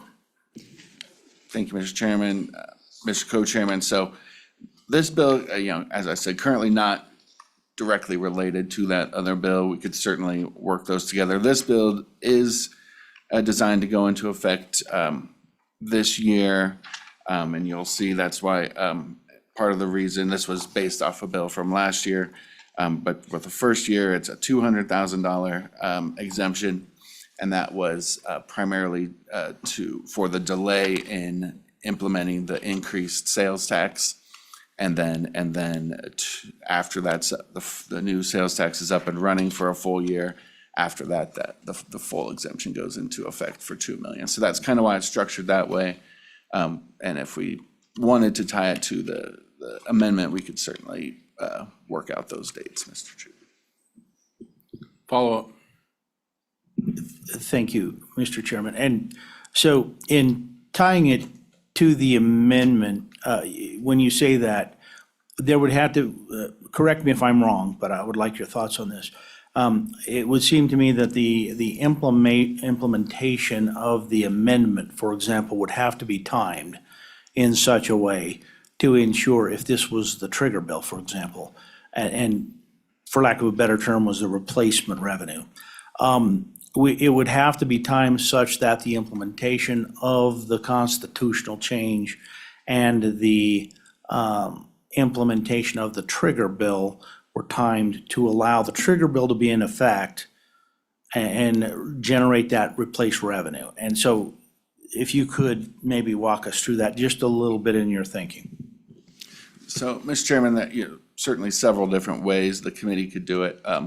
If you wanted to tie this to that previous bill, you could essentially leave it as is with a partial exemption until the constitutional amendment passed, and then it would be no property tax on residential property after that.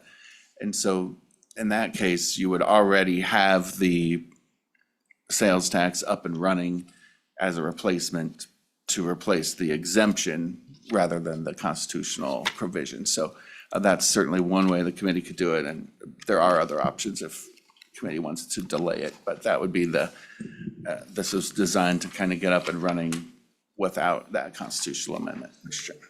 Okay, let's open this up to discussion on the sales tax piece of this.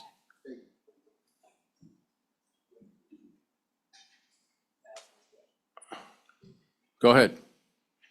Thank you, Mr. Chairman. Mr. Anderson, so it says 200,000 on that first year.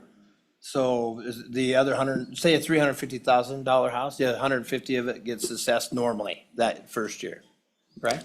Correct, Mr. Chairman. It would be 200,000 off of the whatever the existing value is. So. Okay, thank you, Mr. Chairman. Any other questions?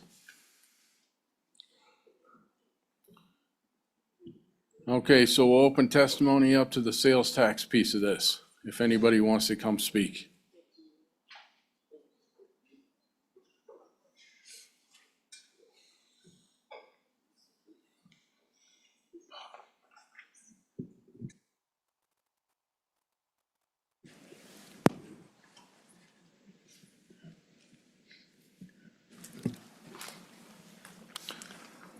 How we doing, Director?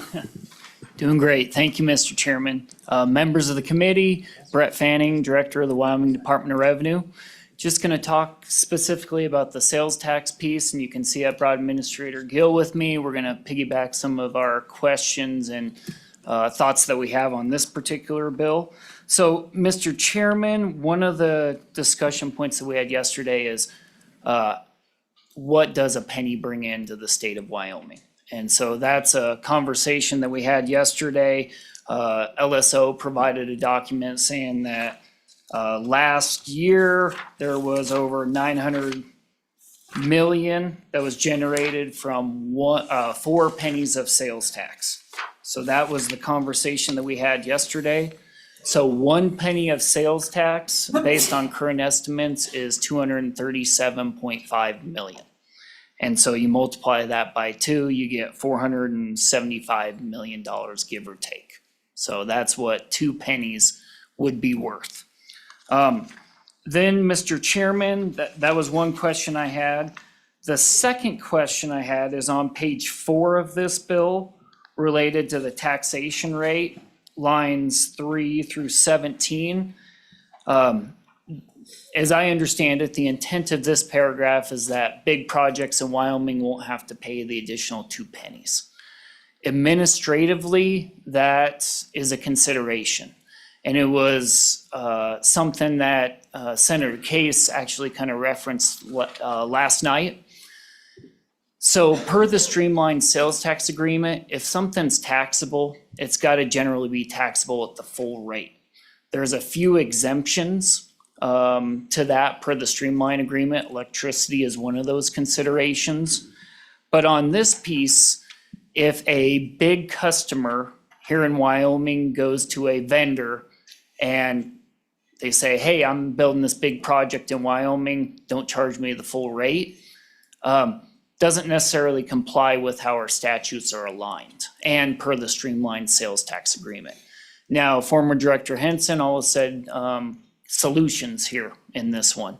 And so the 2 solutions that we've discussed, and this has been discussed in previous testimony as well, is one thing is you could do an exemption for these big projects in Wyoming, a full exemption. That exempts them completely from all of the pennies. That's kind of option number 1. Option number 2 is they pay the sales tax up front, and then there's some sort of application/refund process coming through, most likely the Department of Revenue. But those are 2 considerations that could be thought of to navigate the concerns that the Department of Revenue has on implementing, hey, we don't want to charge the full pennies for big projects in Wyoming. So the next portion that I have, Mr. Chairman, related just the administration of the bill, it relates to Representative Lean's question about timing. So let's say all of us go out to dinner tonight, everyone here in this room, and it's November. Mr. Chairman, Senator Case, you're most welcome. So if we all go out to dinner tonight, it's November, I'm going to have that tax to the state and to the counties by the end of December, assuming that vendor pays to us.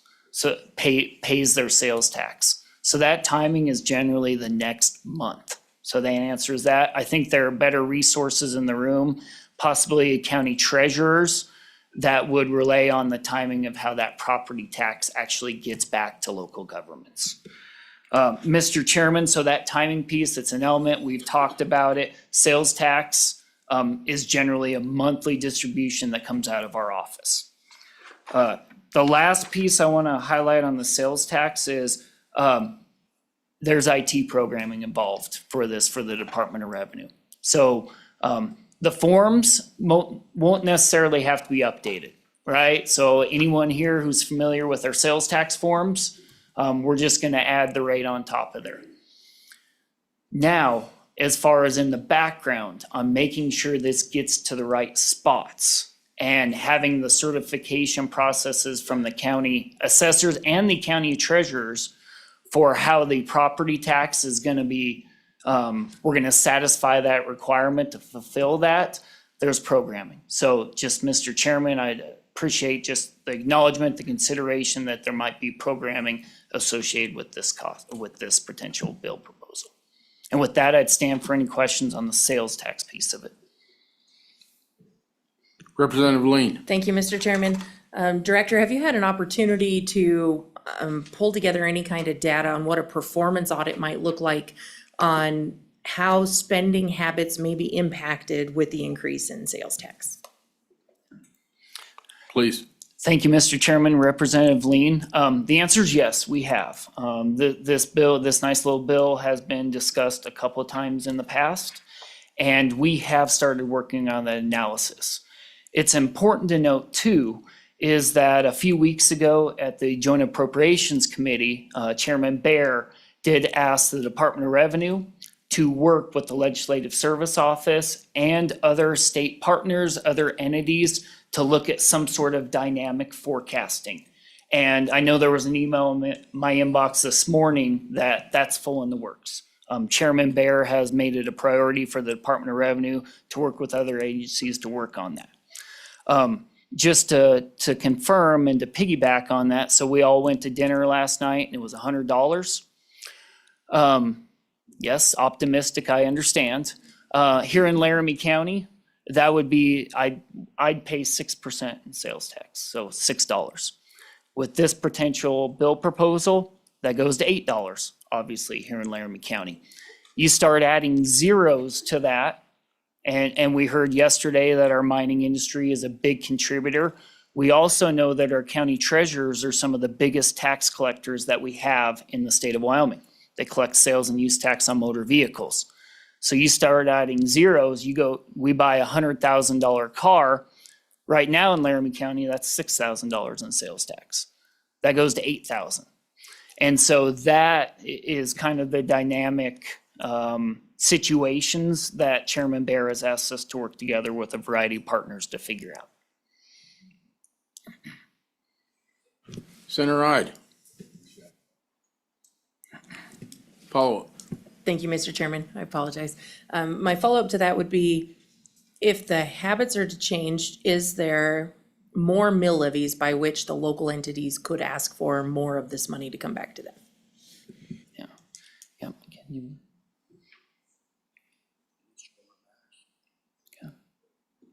Okay. Mr. Chairman, Representative Lean, we're going to do some more research on that. But as we just heard in previous testimony, a lot of the mill levies, they're maxed out, 21 out of 23. So outside of a couple different counties, there's very little levers that can be pulled as far as those mills. Yep. Senator Ide. Yeah, thank you, Mr. Chairman, Mr. Fanning, Mr. Gill. You mentioned the 6% in Laramie County sales tax, and that I assume has a 1 cent and 2 cents stacked on top of the 4%, just like we do in Natrona County, which goes to the ballot every 4 years in Natrona County, and the voters decide whether they want to renew that 1 penny tax.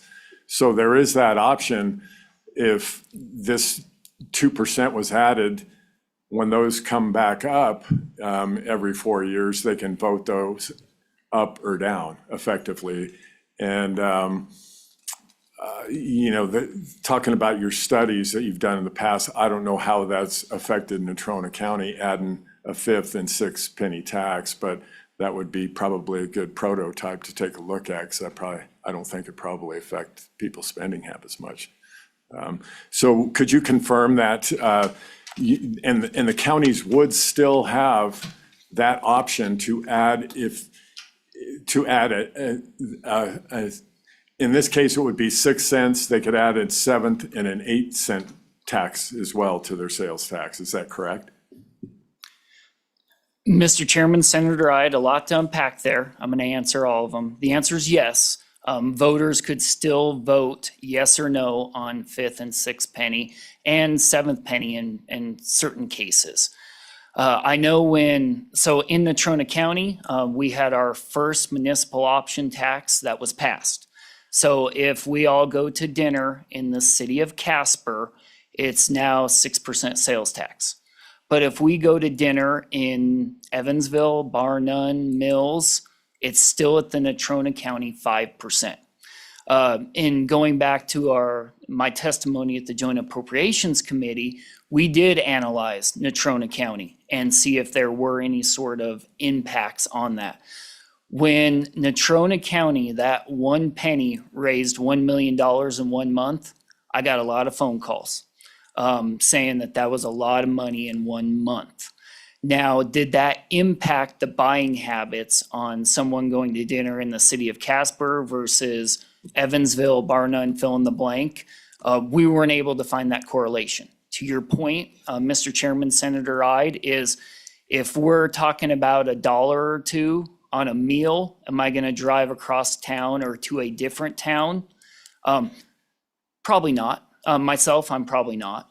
But if you start raising additional pennies, where is that break-even point? And that's something that Chairman Bear has asked. And in particular, our northern counties, that obviously came up in the discussion because we have a bordering state that doesn't have sales tax. We also have border states all throughout our other borders where the sales tax rate, as of right now, is generally higher.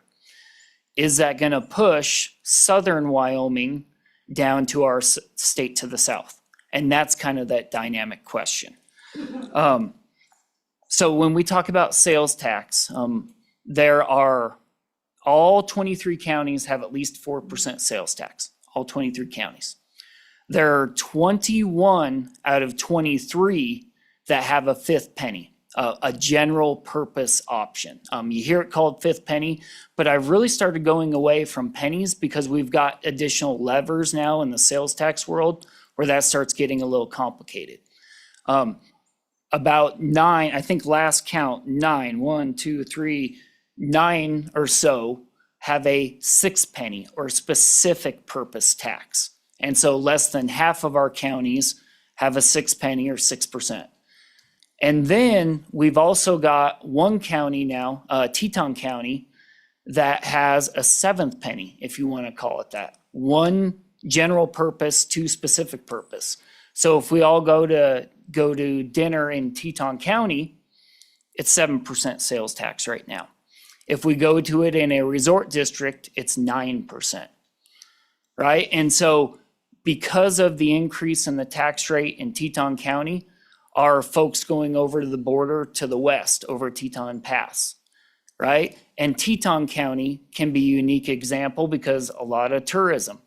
Natrona County, while it's in the center of the state, does that have an impact on buying preferences now that the tax rate is increased or decreased? When you go from 5 to 6%, you're doing straight math there, that's a 20% increase in the tax rate, 20% increase. But that's a lot different than 20% of the sales price.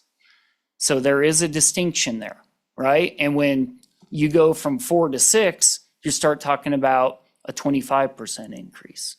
So just something to consider when you start talking about some of the sales tax as a transaction tax.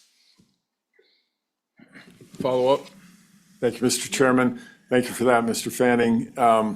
Just one last question. Can you track how much sales tax is collected from out of state versus in state? Thank you. Mr. Chairman, Senator, the answer is no, we can't. When any of us go to a restaurant, retail store, fill in the blank, we don't tell them where we're from. It's the same thing when I go down to a bordering state. I don't tell them I'm from Wyoming. We just know that when we go into other states' jurisdictions, we're subject to their tax laws. The Department of Tourism, our tourism office, they do have some figures as it relates to visitation, and a lot of the sales tax in certain areas of our state are paid by out-of-staters. But we just generally don't have concrete figures to say this was Wyoming, a Wyoming resident versus fill-in-the-blank resident.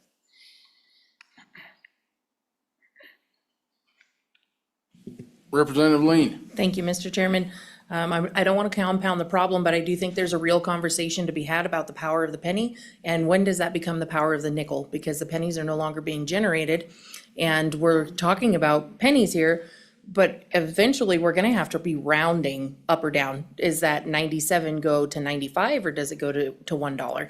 And I think that needs to be a conversation that's also being had, even though it may not be the absolute problem right today, it is headed our way. So my question is, have you received any phone calls about that potential problem? Mr. Chairman, Representative Lean, outstanding segue on this conversation. It is. Have I heard it from constituents? The answer is no. I have not heard it from any one of your constituents. But this discussion is being had right now. Because the pennies, yes, the mint stopped producing them late last year, and there are already shortages. There are efforts, in particular, one, the streamlined sales tax agreement. So I've referenced it several times. Wyoming is a streamlined state. That's 24 states that band together as part of the streamlined sales tax agreement. They're having those conversations, and they're starting to put out some considerations, some guidance about this. Now, there's nothing in statute, nor is there nothing in the Department of Revenue rules about rounding up or down. Because remember, if we round up, I've just charged you more tax. If I round down, I haven't charged you enough. And that impacts everyone in this room, including everyone behind me, and everyone online and everyone in the state. But that is a conversation piece that the Department of Revenue is certainly willing to partner with everyone in this room and everyone in the state, because it is coming. Now, electronic means, it's a little different. But remember, there are federal statutes that say, hey, you can't treat taxpayers different depending on where they live, or really essentially the method of how they pay. So if I pay in cash, should I be taxed differently? And I use that in air quotes, if I pay with a credit card. I think everyone says no, but effectively, Mr. Chairman, Representative Lean, this is a conversation we're going to have sooner rather than later. Follow-up. Thank you, Mr. Chairman. Thank you for making sure that this is on our radar. I also just want the committee to know, and everyone that's listening, that there is a federal clause that in the retail world, if they don't have the adequate change to be able to give them, they must round down. So I would just encourage our committee to maybe follow the federal statutes there. Thank you.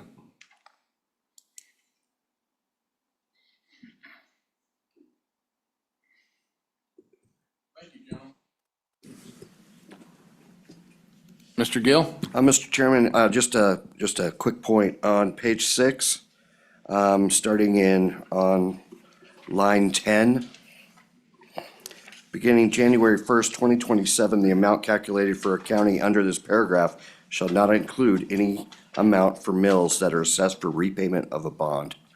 So the issue I brought up on the previous bill, it still stands in this. Now, if it's a county-wide bond, obviously, that burden's gonna be shifted over to the folks that are not being exempted. But if it's a special district bond, where it's just residential taxpayers, we don't have anything to levy against at that point.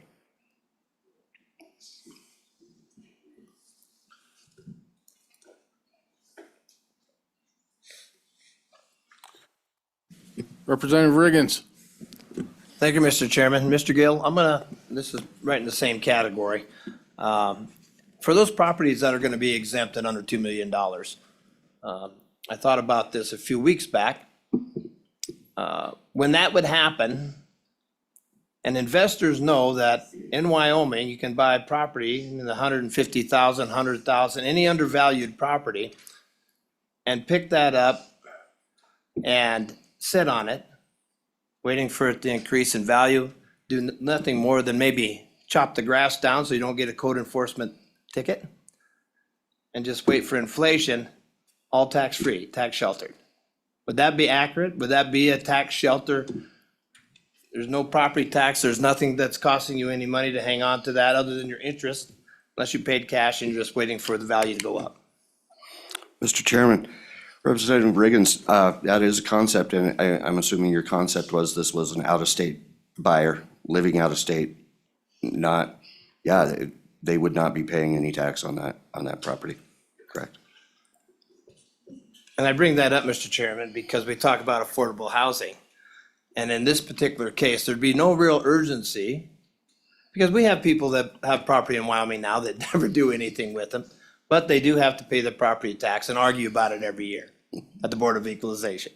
So I just see this as if I was an investor with cash and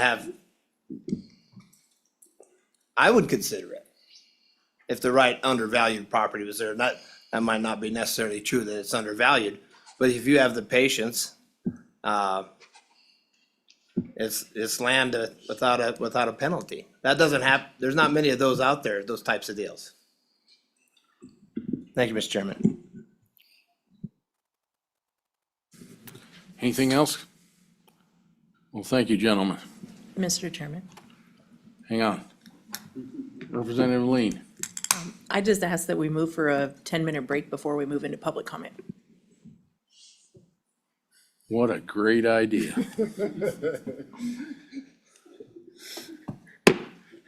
We'll be on break till 10:50.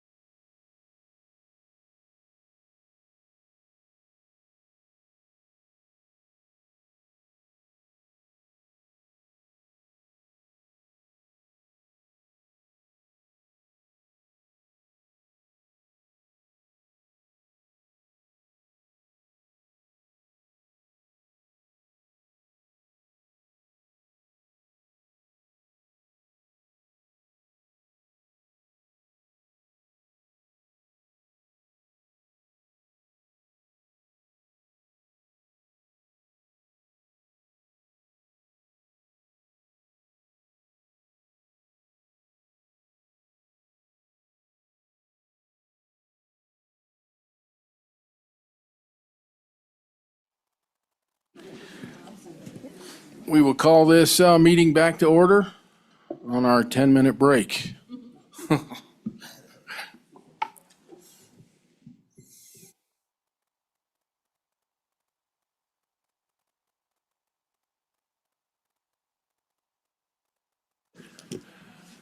I'd like to go into public comment on the sales tax proposal, the increase on sales tax.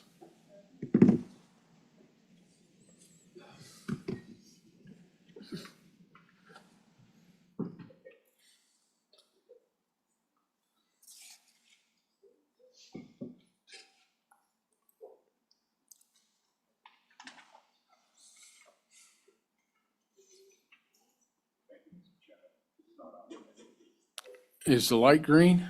Is now. Thank you, Mr. Chairman. I think I just have a question. Could I get you to announce your name Oh, I'm first? sorry. I'm Ted Hanlon. I actually was born in Cheyenne. I've lived somewhere in Wyoming all my life. My question is, since we know that a sales tax is the most regressive form of tax, that it puts a bigger burden on low-income people than it does people like me. I just wonder what the rationale was for choosing that as a replacement to property tax. Yes, sir. I'll answer that. There's a disconnect in the U.S. Constitution and the Wyoming State Constitution. There's an argument whether property tax is even constitutional. I won't get into that because everybody has an opinion on it. And the Constitution doesn't define it very well, in my mind. However, a consumption tax, I'd love to get into the regressive argument also, but the consumption tax is fair across the board. Whereas some of the property taxes and where we've gone with exemptions is kind of a mess. So people could control how much they get taxed by their spending habits. So that's really why we felt like the sales tax was more constitutional and a consumption tax was much more fair than property tax assessments. Does that answer your question? Thank you, Mr. Chairman. That was, I think, a pretty good answer. I just have, I guess, one follow-up. An income tax was not something y'all considered? No. I mean, I want to soft sell it, but no. And you could argue that's really regressive too. Thank you. Yes, sir. Can you guys hear me okay? Yes, ma'am. So I'm going to read off my phone so you know if I'm not looking at you, that's why. I would like to memorize things, but I got a lot of stuff I do all the time. Could I get you to introduce yourself first? Sure. My name's Josephine Carlson. I'm a fifth generation Wyomingite, a Cheyenne native, a homeowner in Laramie County, a two-time small business owner, a teacher, a volunteer, a wife of a disabled combat veteran who also works full-time, also owns a side business, and dedicates his time to community service, and I'm a mother of 3 young boys. My family's been a part of this state for more than a century, and throughout that time, one principle's guided us in Wyoming, that we take care of the communities that take care of us. Speakers and comments have already been presented to offer you some of the data that you're seeking to make informed decisions in the best interest of Wyoming and our people. And I'm here to present you data that's invaluable, yet often not considered as important. Some may hear the term lived experience and write it off as philosophical or touchy-feely, and it isn't. Lived experience is data. It's frontline evidence gathered in real time by the people who are truly and directly impacted by the policies you write. It documents the gaps in your spreadsheets, the unintended harms in your fiscal notes, and the human outcomes no agency report will ever fully capture. And I've been doing research in the field of being an average Wyomingite and one or two banana peels away from devastation my whole life. If you ignore experiential data, you're legislating with only half the information. If you include it, you can craft policy that's grounded in reality and not assumptions. Lived experience is not optional or anecdotal. It's a critical form of evidence that makes your decisions smarter, safer, more effective for the people you serve. So I'm here to testify as an expert in my field of being your average constituent. I want to begin from a place of honesty that, like many Wyoming families, mine lives generally paycheck to paycheck. We feel the rising costs and financial pressures so many of our neighbors face. So yes, the idea of paying less in property taxes is understandably appealing. But with that understanding comes another truth that generations of Wyoming families, including mine, have lived by. If we want strong communities, we must plan responsibly for their future. I know this committee understands the realities of revenue, and I know you understand the delicate balance required to ensure services remain reliable while respecting the financial needs of Wyoming families. So I'm asking today for decisions that honor both, and decisions that reflect discipline and foresight in the long-term stability of our state. I hear the theories of reform, and I can appreciate the value of restructuring, redistribution, replacement revenue, all of it. Sales tax, use tax, consumption offsets, and those are interesting conversations, and it's right to have those. But eliminating residential property tax is not reform. It's destabilization disguised as relief.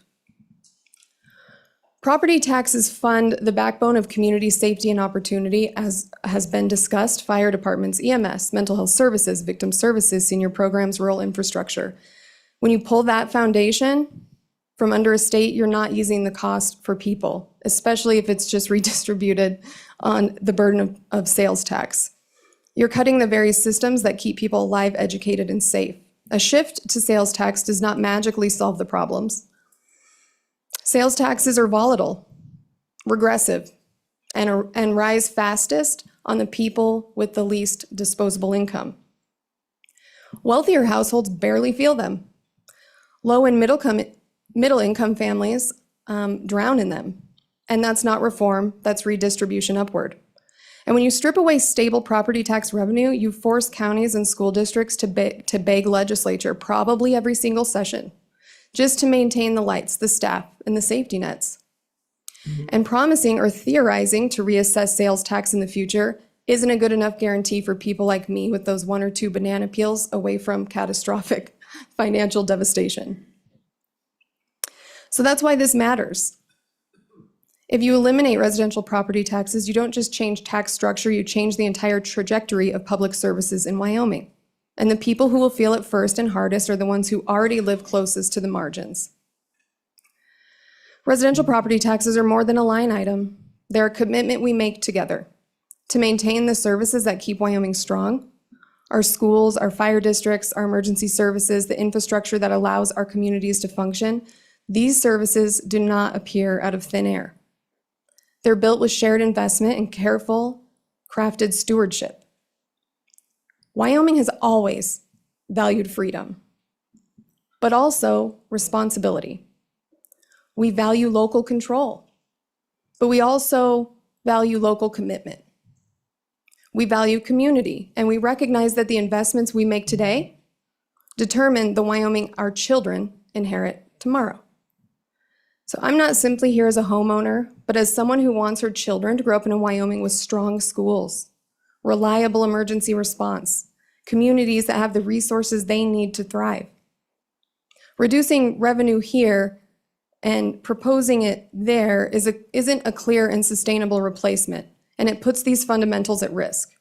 Increasing sales tax is not a realistic scenario, and it's neither humane nor sustainable in some cases. Members of the community and members of this committee, all of our work is difficult. Your work is difficult. It requires balancing present pressures. It requires clarity. It requires considering the long-term outcomes. It requires courage and vulnerability to ridicule and public comment. It requires the kind of leadership that sees beyond the next legislative session. But let's not sacrifice short-term discomfort for long-term dysfunction. When my children are grown, they won't remember today's political talking points or what's debated in these rooms, and they won't remember today's headlines or the noise around these decisions. What they will feel deeply is the state we hand to them. They will feel whether their schools were strong enough, whether their communities were safe enough, and their opportunities wide enough to make Wyoming a place they want to build a life. My kids already feel the strain of what a lack of funding and services in our communities look like.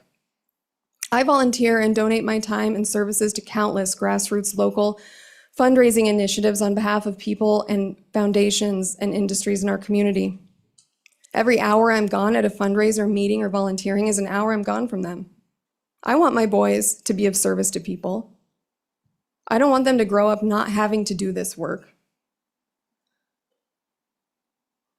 But I don't want them to have to fill gaps that we could prevent today, that don't need to exist in the future.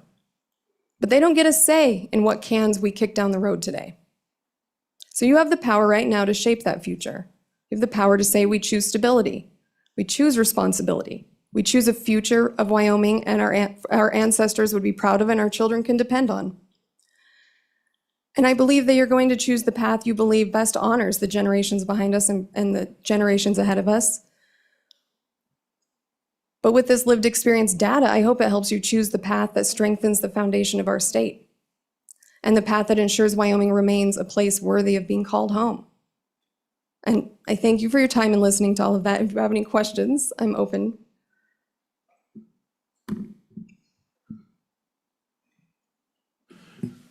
Well, thank you for coming in. Representative Riggins. Thank you, Mr. Chairman, and I missed your name on the screen. So you mentioned earlier, just midway through your testimony, you mentioned the word property tax stability was in that. And if we were having stability the last 10 years, we probably wouldn't be sitting in this room. For 40 years, 50 years, I mean, the increases were manageable and not unreasonable and not unexpected. And because we get this thing and gets everybody's attention, it was the instability of property tax that led us to this point. I would be satisfying with making sure we just clamp down and maintain that stability in the future as we go year by year. What would you say to that? Well, maintaining stability is different than eradicating opportunity. So I understand that the rise is problematic. I'm not a thousandaire, I'm not a trophy wife, right? And we feel that. But if we clamp down, that is different than eliminating. Those are different things. Clamping down doesn't kill our libraries or our social services and infrastructure. So I guess that would be my input to that. Clamping down, different than eradicating. Representative Campbell. Mrs. Carlson, thank you for coming. And thank you, Mr. Chairman. Where we get at a loss is, as a Wyoming native, you know, back in the 80s is when we created all these special districts. And that's when the legislation allowed them to put mill levies on to cover all these things. But we're at a point that the system is not working any longer. And to reiterate what Representative Riggins said, you know, that is the reason why we're all here today, is because our system is at a point where it's no longer working. But I wanted you to look back at that, as you said, you know, as a Wyoming native. I'm a Wyoming native too. I was born at the hospital across the street. I just want you to be aware that we're constantly changing, and so that's part of the process. But we're at a stage where the system is just not working anymore. Thank you.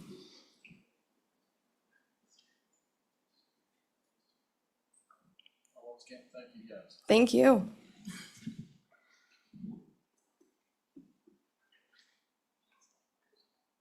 Anybody else?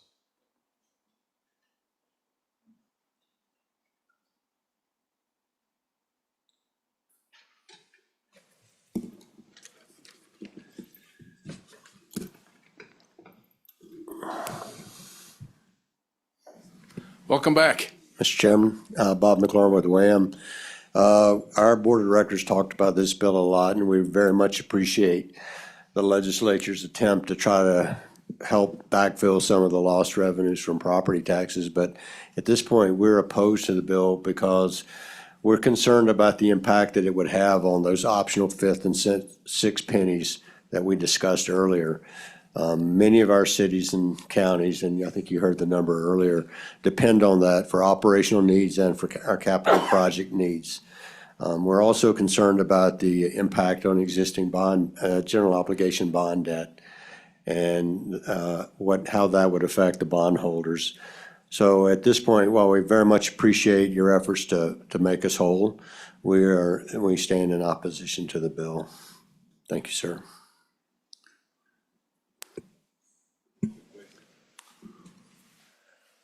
Senator Campbell, or Representative Campbell.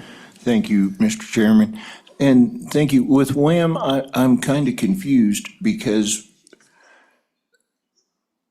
the communities need funding from the state, but this system would allow a way for funding to where we could fund the communities to where I don't think it would be in direct if the communities are funded through the state, as the state has such implications, as been stated, then I would think this would behoove WAM rather than be a detriment.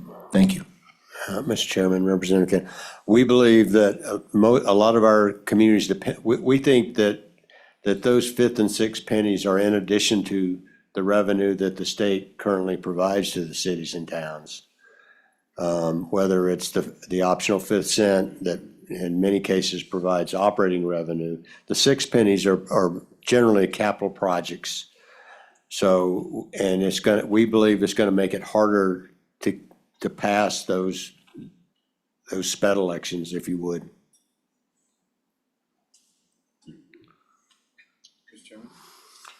Senator Dockstetter. Bob, thank you. In WAM, do you know how many towns are actually using that optional penny for local projects, keeping it local? Is there something that we could have with information that says this goes away if we tap into this resource? I don't, Mr. Chairman, Senator Dockstetter, I don't know offhand, but most of the SPET questions are countywide questions. And the municipalities and the counties come together on the crafting of the legislation. So for example, you would fund, a sewer plant expansion. On one election, you would have a sewer plant expansion.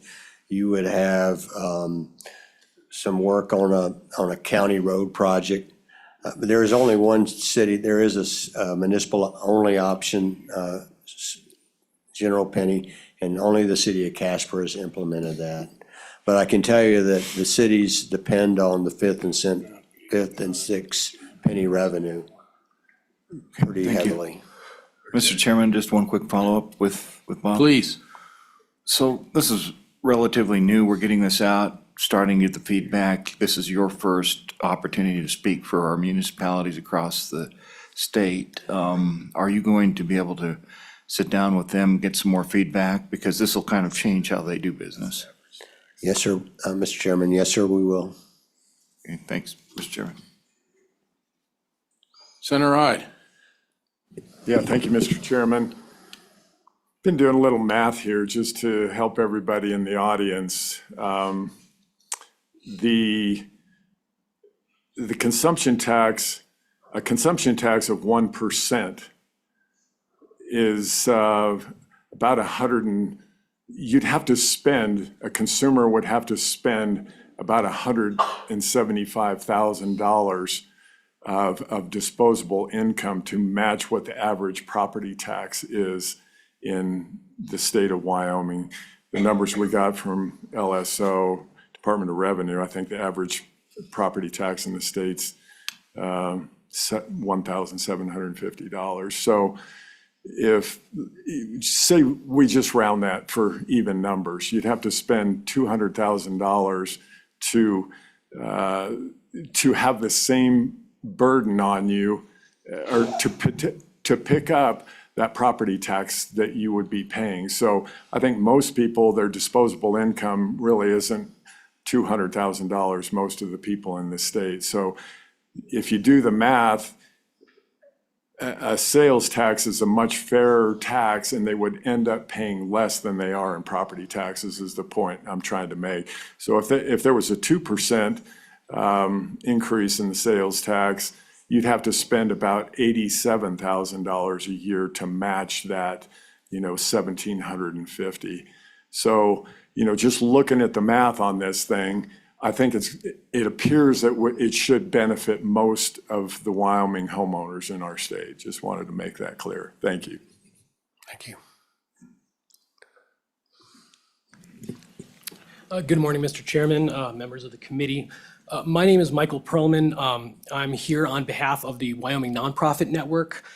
We are a statewide membership organization. We represent more than 400, I believe it was 474, 501c3 charitable nonprofits across Wyoming.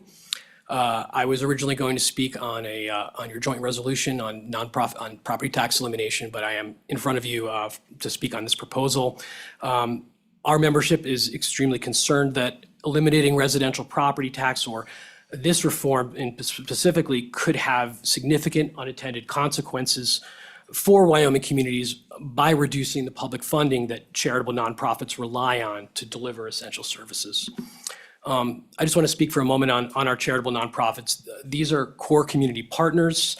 Our membership operates senior centers, food banks and food pantries, homeless services, programs for veterans and at-risk youth, and mental health and human services organizations that reach residents in all 23 counties. Local governments across the state partner with these organizations because nonprofits deliver efficient, cost-effective services that meet critical community needs. Yet our nonprofits are facing a growing gap between these rising community needs and declining or stagnant resources. Funding at the local, state, and federal levels has not kept pace with demand. Operating costs continue to rise, and many organizations are still strained from recent emergencies. We saw this with food banks around the state during the recent government shutdown. I do want to point out that philanthropy, which is valuable, it cannot close this gap entirely. We produced a 2025 philanthropic sector report, which shows that only 6% of Wyoming nonprofits' total revenue comes from institutional philanthropy. This is why local government funding is so vital. As noted in the LSO memo regarding property tax elimination, I believe the number was $644 million per year. I understand that we have a proposal in front of us to potentially replace that revenue. It does concern us that we see that revenue as potentially unstable. This reduced revenue for local governments, what happens then is budgets tighten and discretionary contracts and grants, which often support nonprofit services, are among the first to be cut. We've already seen this occur in the first round of property reductions enacted last year. I know specifically Sweetwater County reduced some of their contracts because they were concerned about budgetary considerations. By creating volatility in these funding streams, it could directly affect the capacity of our trusted nonprofit partners to serve your constituents. These are seniors who rely on meals and transportation services to stay healthy and independent, families seeking food assistance, and people experiencing homelessness, and community members who need mental health and crisis services to support their well-being. The charitable nonprofit sector operates in all these spaces. To put it simply, charitable nonprofits cannot replace lost public funding with private donations. If local governments lose revenue, communities will lose services. So I ask, as you consider this reform package in front of you, that the committee carefully weigh the impact on the charitable nonprofits that Wyoming communities count on every day. Protecting these funding partnerships is essential to maintaining the health, safety, and well-being of each of your constituents. And thank you for your time, and happy to stand for any questions. Please. I don't know where he got 644 million. It's actually closer to 535 million. Senator McEwen, I was referring to the LSO memo that was included in the materials on the joint resolution to eliminate property taxes. Mr. Chairman, I'll turn it over to Matt, but there's two numbers, one for the 2 million exemption and then one for the constitutional amendment that would eliminate it entirely. Okay. Second, just curious, and maybe it's an unfair question, but what percentage do these nonprofits apply to administration and things of that nature that don't necessarily make it down to the end user? Senator McEwen, I believe that varies from organization to organization, so I couldn't give you a blanket answer. I know that our safety net nonprofits throughout the state make every effort to reduce administrative costs to the bare minimum. We see that in our sector. Pay and workforce challenges are there because of the inability to pay folks at a competitive rate, often with the private sector. Thank you. Representative Campbell. Mr. Chairman, thank you, and I appreciate you coming. I'm just a little confused when you're talking about state funding. Because like your senior center's CBIHS program is funded through the Wyoming Department of Health Aging Division to where they get a block grant from that. Is that what you're talking about, or is there other grant funding that you're alluding to, please? Thank you. Mr. Chairman, Representative Campbell, there are some programs in counties that do receive pass-through funding through state agencies, but many of the nonprofit sector organizations that provide safety net services receive direct grant funding from county commissions or from municipalities, city governments, and so forth. So those are specifically the organizations that I'm referring to, and those are the ones that are funded through property taxes.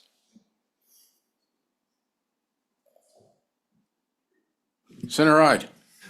Yeah, thank you, Mr. Chairman. Thank you for being here today.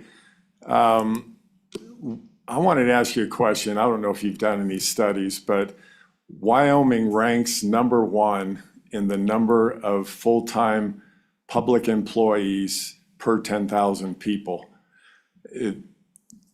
We look pretty efficient on the national stats for that matter.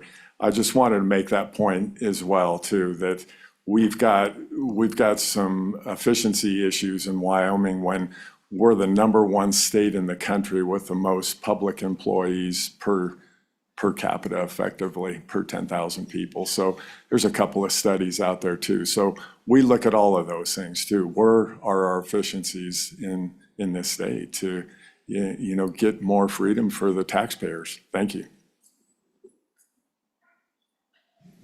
Representative Lean. Thank you, Mr. Chairman. Forgive me, sir, I missed your last name. Michael Perlman, thank you. Thank you. Thank you for coming today. And I want to know that I heard you correctly, that the charitable nonprofits that you represent do receive a portion of this tax dollar that is currently collected. Some of them do. Many of our members do, and the proportion of these tax dollars is usually in the form of pass-through grant funding from local governments, from cities, towns, and counties who contract with them to provide essential services. We're talking about food banks or homeless shelters or other safety net services. Follow-up, Mr. Chairman? Follow-up. Thank you. Thank you for that. And so then my next question would be, on a performance scale, what anticipation could you speak to for your members if there is a property tax or a sales tax increase for the property tax reduction? Would you anticipate that people that donate to the charitable causes would no longer do that, that may be less, or that you may find demand in more for your charitable services? Senator McEwen, Representative Lean, I'm hesitant to speculate on the impacts of the bills that we're working right now, specifically to charitable donations. I can tell you that with a potentially increase in sales tax, that could factor into charitable giving. But more specifically, I think that speaking to the public funding piece of it, that we would see hard decisions have to be made if there's volatility or unpredictability in the local government funding piece. Just like what we sort of saw in Sweetwater County, where several of our nonprofits were reduced in funding because of changes to the property tax structure that were already passed. Well, thank you for your time. We have anybody online? Yes, sir, Mr. Chairman. We have a few people online, starting with Patrick Sweeney, and I will admit him now.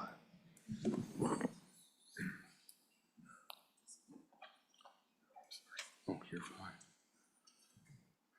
Go ahead, Mr. Ryman, while he's coming up. Good morning again, Mr. Chairman, members of the committee. Jeremiah Riemann here on behalf of the county commissioners. I just wanted to offer a few other things that I haven't heard mentioned this morning that you'll want to consider as you look at this particular proposal. Certainly, you've heard about the potential impact to the local option sales and use taxes. And maybe just to put a little bit finer point on that, until this last year, no county has ever gone, no group of voters have approved sales and use tax to go beyond 6 pennies. Now that changed a little bit. Teton County did approve that. First time in Wyoming's history where a county is now imposing 7 pennies, the 4 statewide pennies, and then the 3 local options. Many other counties have considered going above that 6% threshold, but most have, or all of the rest of them have rejected that. What that means is if you are moving the state sales and use tax up to the 6%, the voters have at least said historically, we're not going to go above that. So that means, I think, ultimately, that you're going to see more local governments coming to you to say, hey, we've got this critical local need that we typically pay for, but we need the state to pay for it. Whether that's water and sewer infrastructure, roads, recreation centers, the things that voters are currently making decisions around. So that's not to say that voters might not want to go higher, but I think we do have to think about the impact of that. If you go to 8 pennies here in Laramie County, you've essentially made us equal to our folks to the south. And there's already enough people here that are driving across the border and paying taxes there. So we've sort of made it even more enticing to perhaps do that. If you're on the other border counties to the north, Montana doesn't have a sales and use tax. If you're now going to move that up to 6, 7, 8, 9%, then you've given them a greater incentive to head north. So I do think you have to think about that. The bill does contemplate what if you don't have enough funds to reimburse all of the local governments, then you're going to proportionally distribute those funds. That's all good and well, but I think one of the things you may be incentivizing that you're going to have to think about is more special districts to come into the equation. Already indicated that all of the counties except for 2 are at their max mill levy, but that doesn't prevent a new service and improvement district from coming onto the rolls. And now you've said that residential property is not going to be taxable, they're going to come tap this. So that local choice was to fund that out of their own pockets, but you've now created an incentive for all of the rest of us to have to pay for the services that they decided that they wanted. So do think about whether you might be incentivizing new special districts or even those districts that aren't taking their max mill levy to now max it out because the benevolent state is going to have this sales and use tax fund to help them out. So do think about that, and I appreciate Representative Riggins bringing up the out-of-state conundrum. Are we incentivizing more second property owners that sit outside of the state who aren't going to contribute to the sales and use tax?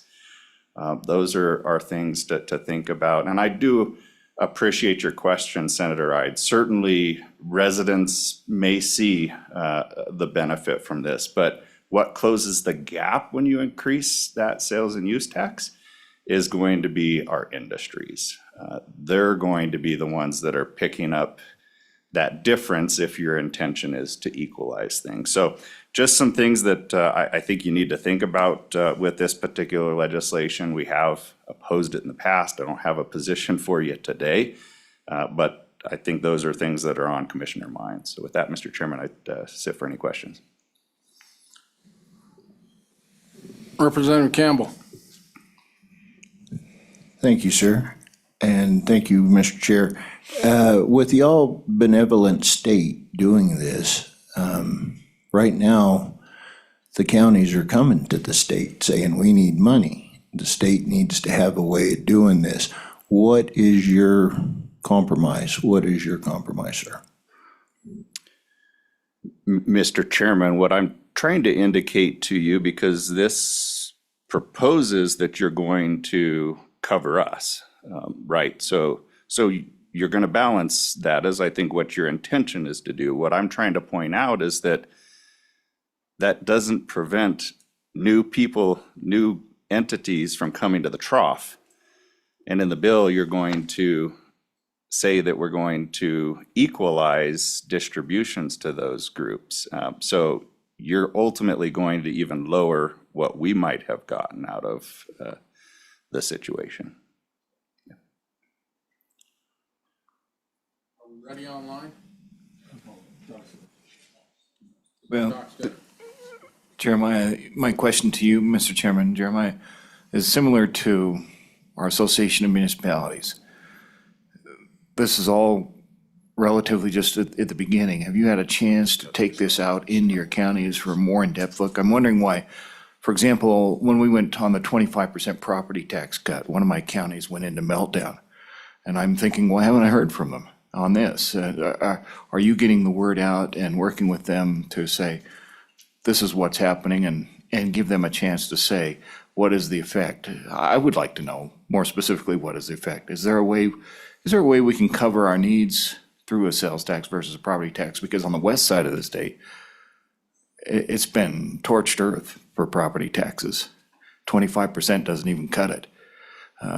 This may be a solution, but I would like to hear from my local governments. Have you got the word out? Thank you, Mr. Chairman. Yeah, Mr. Chairman, I take that job very seriously to make sure that we're communicating with our members. And so I do have those conversations with them. I've got our chair of our revenue committee here in the room with me today. I think there's also a lack of understanding of what these bills do. We haven't seen newer projections around all of these proposals. So, and I don't profess that I have the capability to provide all of that.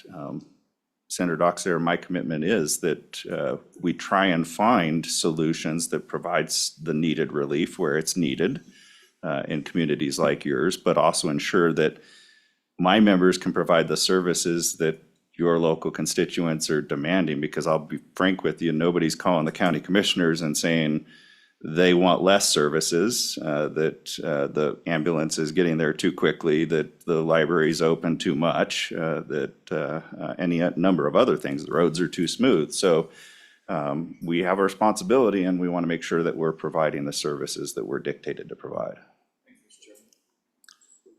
Representative Lean. Thank you, Mr. Chairman. Mr. Riemann, what would your base look like with the responsibility of taking this money and then trying to cover all of the special districts as well?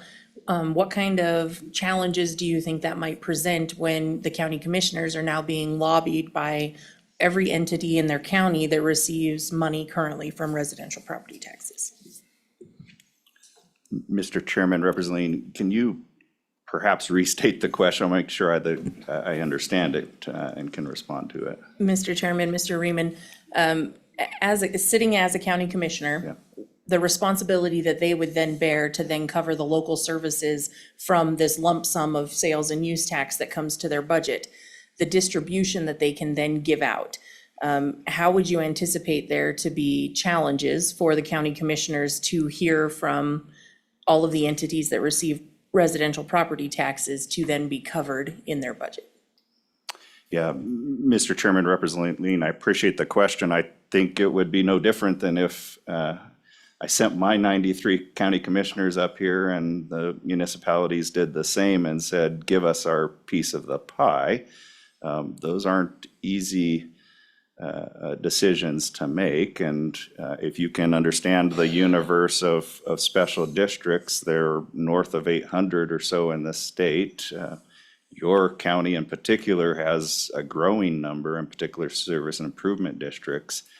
It would be almost an impossible task to undertake that approach if that's the way we went.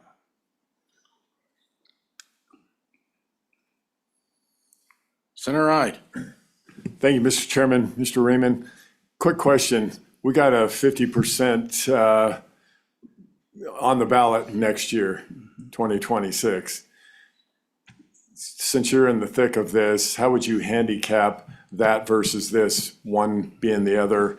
Which one's better, and which one the voters may choose if they're both on the ballot? And which one's worse for local governments? Thank you. Yeah, Mr. Chairman, Senator Ide, fair question. I don't have the fiscal note for this particular approach or an understanding of what the sales and use tax might have to be. I ultimately think if you're talking about simplicity, the 50% is much cleaner as a process. I think there's a lot we need to understand about this and unpackage before I could ever say that this is the right approach. I appreciate the idea and where it's headed. I just think there are a lot of intricacies that you really have to work through.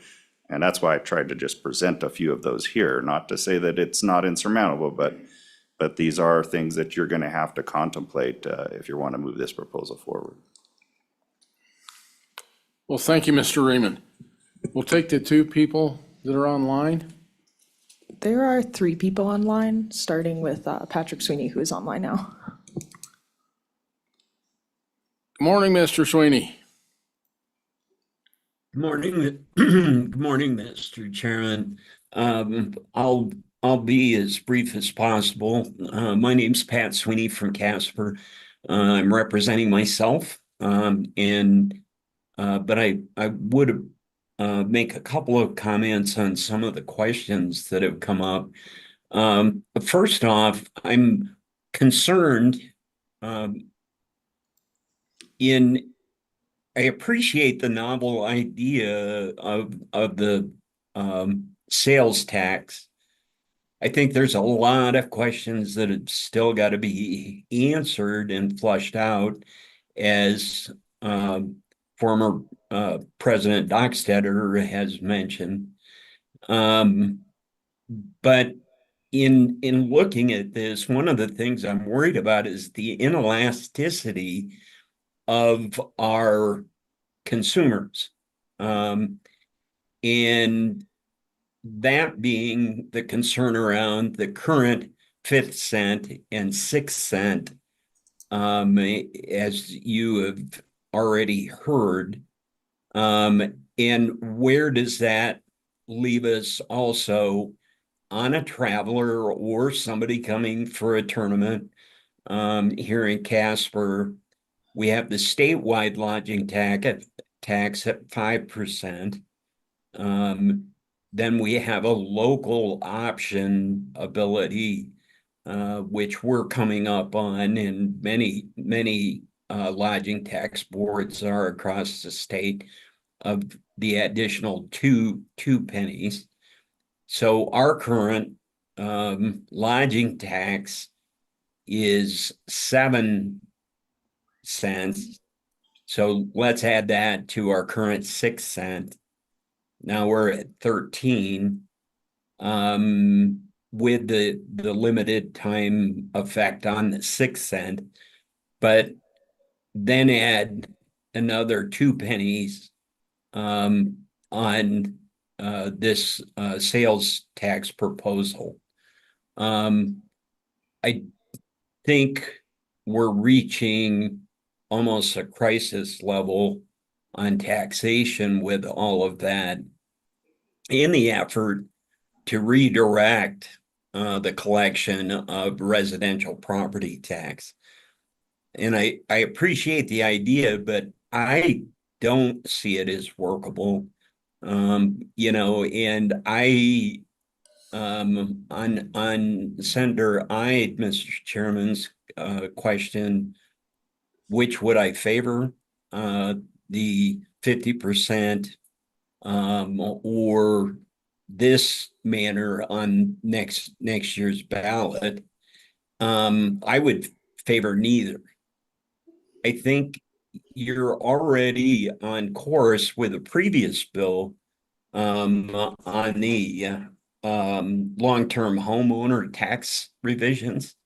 I think keep that on track. Those are the folks that we really wanted to help. And in the start of all of this, along with the cap, the 4% cap, I think that's mainly my concern, is that this 2-cent sales tax, and I am worried also about the voter when they go to the ballot on the 5th cent or 6th cent.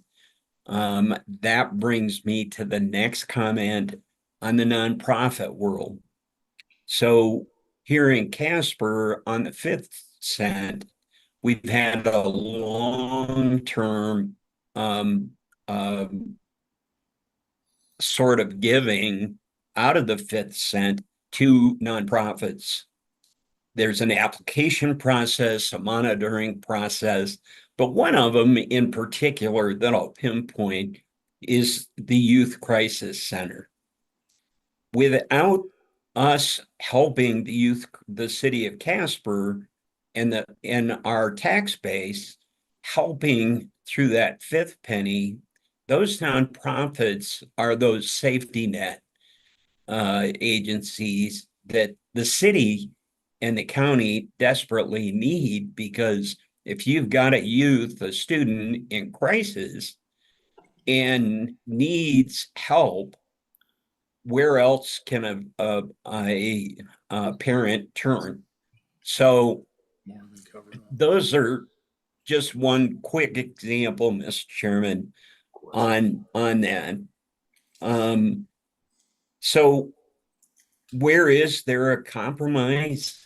I see it differently. I think the compromise is already there in the long-term property. My other concern with the bill, as I understand it and as I read it, so you've got the exemption on the first 200,000, and if I understood it correctly, there's a cap at 2 million. That also could be extremely devastating when you take into consideration. I'm thinking, I don't know how many homes, residential homes, there are in Casper and Natrona County that would be over 2 million. But I'm guessing there's probably a dozen, but I don't know that for a fact, Mr. Chairman. But in Teton County, that's a different world. So if I'm understanding that correctly, I worry about that. But Mr. Chairman, I appreciate your time. I'm definitely against the bill for a number of reasons, but those are just a few of my concerns, Mr. Chairman. Thank you for your time. Thank you. Representative Lean. Thank you, Mr. Chairman. Thank you, Mr. Sweeney, for joining us today. I heard you talk about things like the Youth Crisis Center, and I was curious if you could tell me in the Casper 25 budget, how much of that money went to nonprofits as an accumulative total? Thank you, Mr. Chairman. Thank you, Representative Lean. So I am not exactly sure. I think over the entire life of the 4 years on the 5th cent, if my recollection is correct, it was a little over 2 million. to about, of those that applied, I think there's about 12 agencies, but I'm not exactly sure on that. And it's spread out over the 4 years of the collection cycle.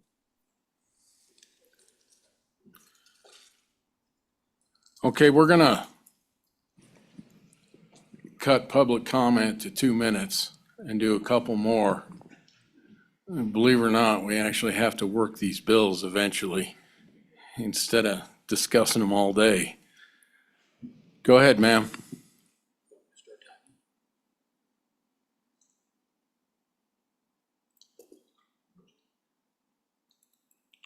Can you hear me? I'm not sure if that's directed towards me or not. This is Jennifer McDalligan. I will keep my comments very brief and to this bill. First, I do want to applaud your efforts to attempt to replace the revenue that you're looking at reducing with your proposed property tax cuts. I think they're important conversations to have. My first comment is more of a question. Maybe I just missed it in the fiscal note, but on the sales tax piece of this, if the property taxes are if all these property tax reductions are put into place or continued, or even just within this particular bill, is 2 cents additional sales tax sufficient to replace the lost property tax revenue? Go ahead, Senator Ide. Thank you, Mr. Chairman. Thank you, Mrs. McDowell. Good to see a Natrona County voice on the screen there. This is a kind of a barnyard math back of the napkin just to try to answer your question. But with the numbers that we've gotten from the Department of Revenue, the 1 cent, 1 penny would add 237 million to the sales tax collection, and 2% would be about 475 million. So if you take, and this is just purely on residential homeowner, not all residential. If you take that $535 million that we get just from primary residential, and my colleagues can correct me if I want, or 75% of that total residential would be just owner-occupied residential. That would be 2 cents would bring in $400 million. So that's we pretty much got it covered with a 2% increase on a sales tax. Yeah.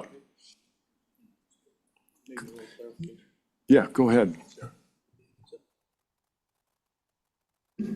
Thank you, Mr. Chairman. So yeah, that was, I think what the senator might have done is talking about if we went to owner occupied. Is that what you were talking about, Senator? And so we have kind of used this number. I don't know if this is an exact number, that somewhere in that 27% was the estimate, and that's where that number came from. But I think the point that the senator makes is theoretically this 2% sales tax would pay for a larger portion of that than, would be a bigger number than the 400 million that I think he's estimating. At least that's my interpretation of what he said. So I wanted to make sure that was clear. Thank you, Mr. Chairman and Senator Ide, and Representative Campbell. Really appreciate you, Representative Locke, really appreciate you guys clarifying that issue. I think it wasn't quite clear from the prior testimony.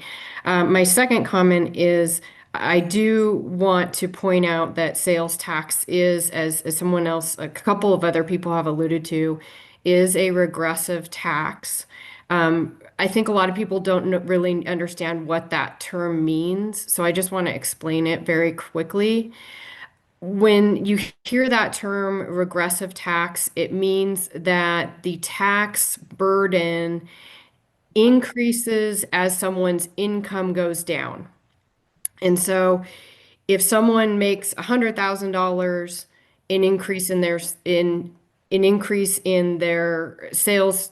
in sales tax is going to impact them less than someone who's making your federal poverty level.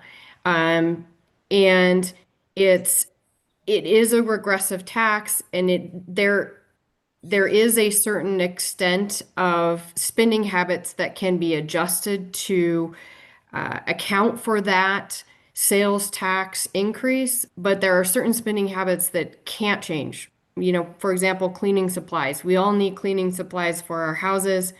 If you spend $100 today, instead of buying that $100 dinner, and this tax is imposed, that it will be an increase of $2. Now, again, it's going to mean a lot less to somebody. That $2 is going to mean a lot less to someone who has a higher income of $100,000 versus someone with a lower income of, say, $40,000.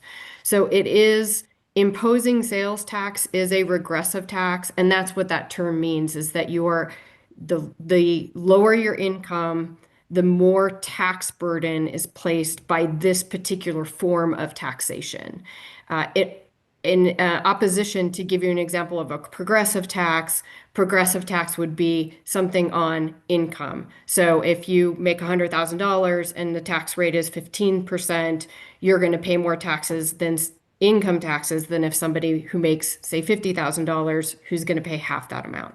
That's an example of a progressive tax.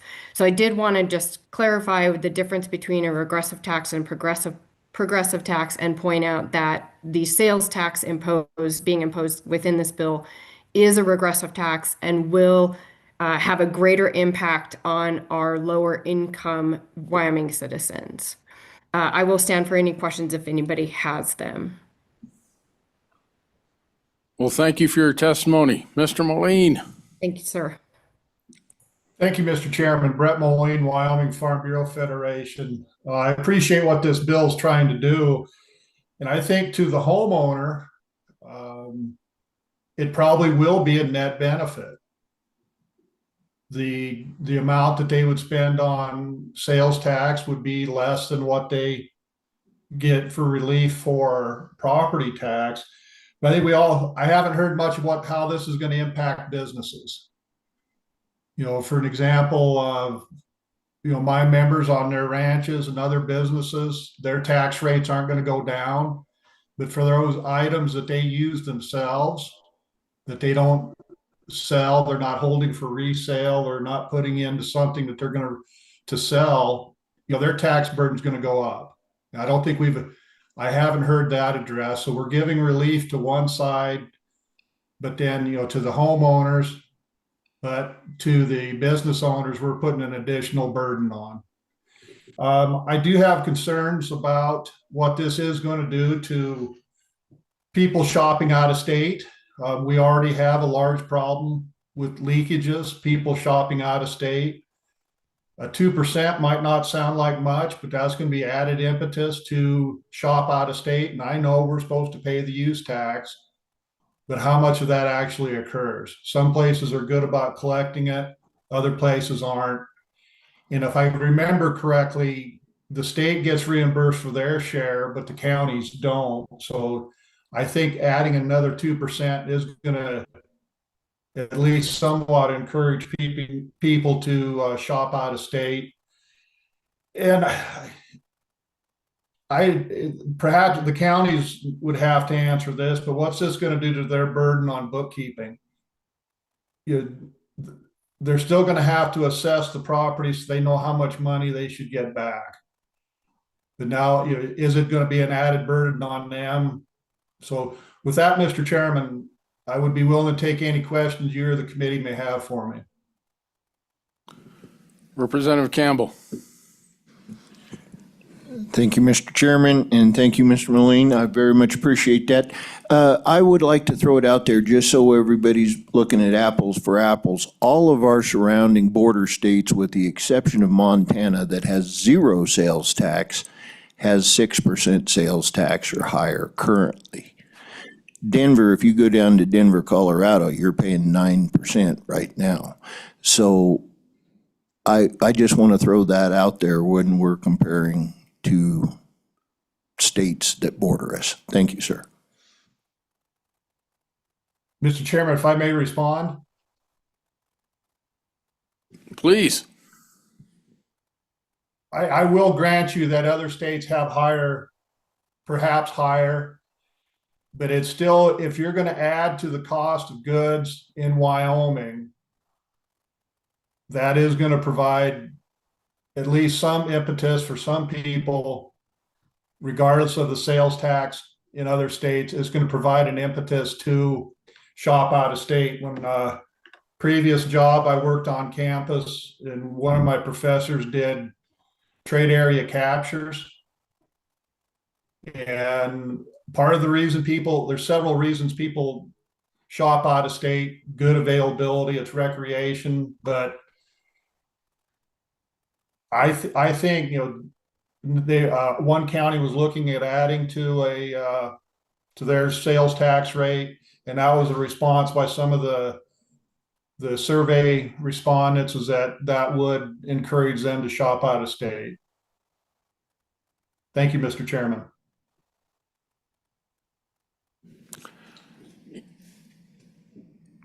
Senator Case. Mr. Chairman, I'm sorry, I tried to get the attention earlier.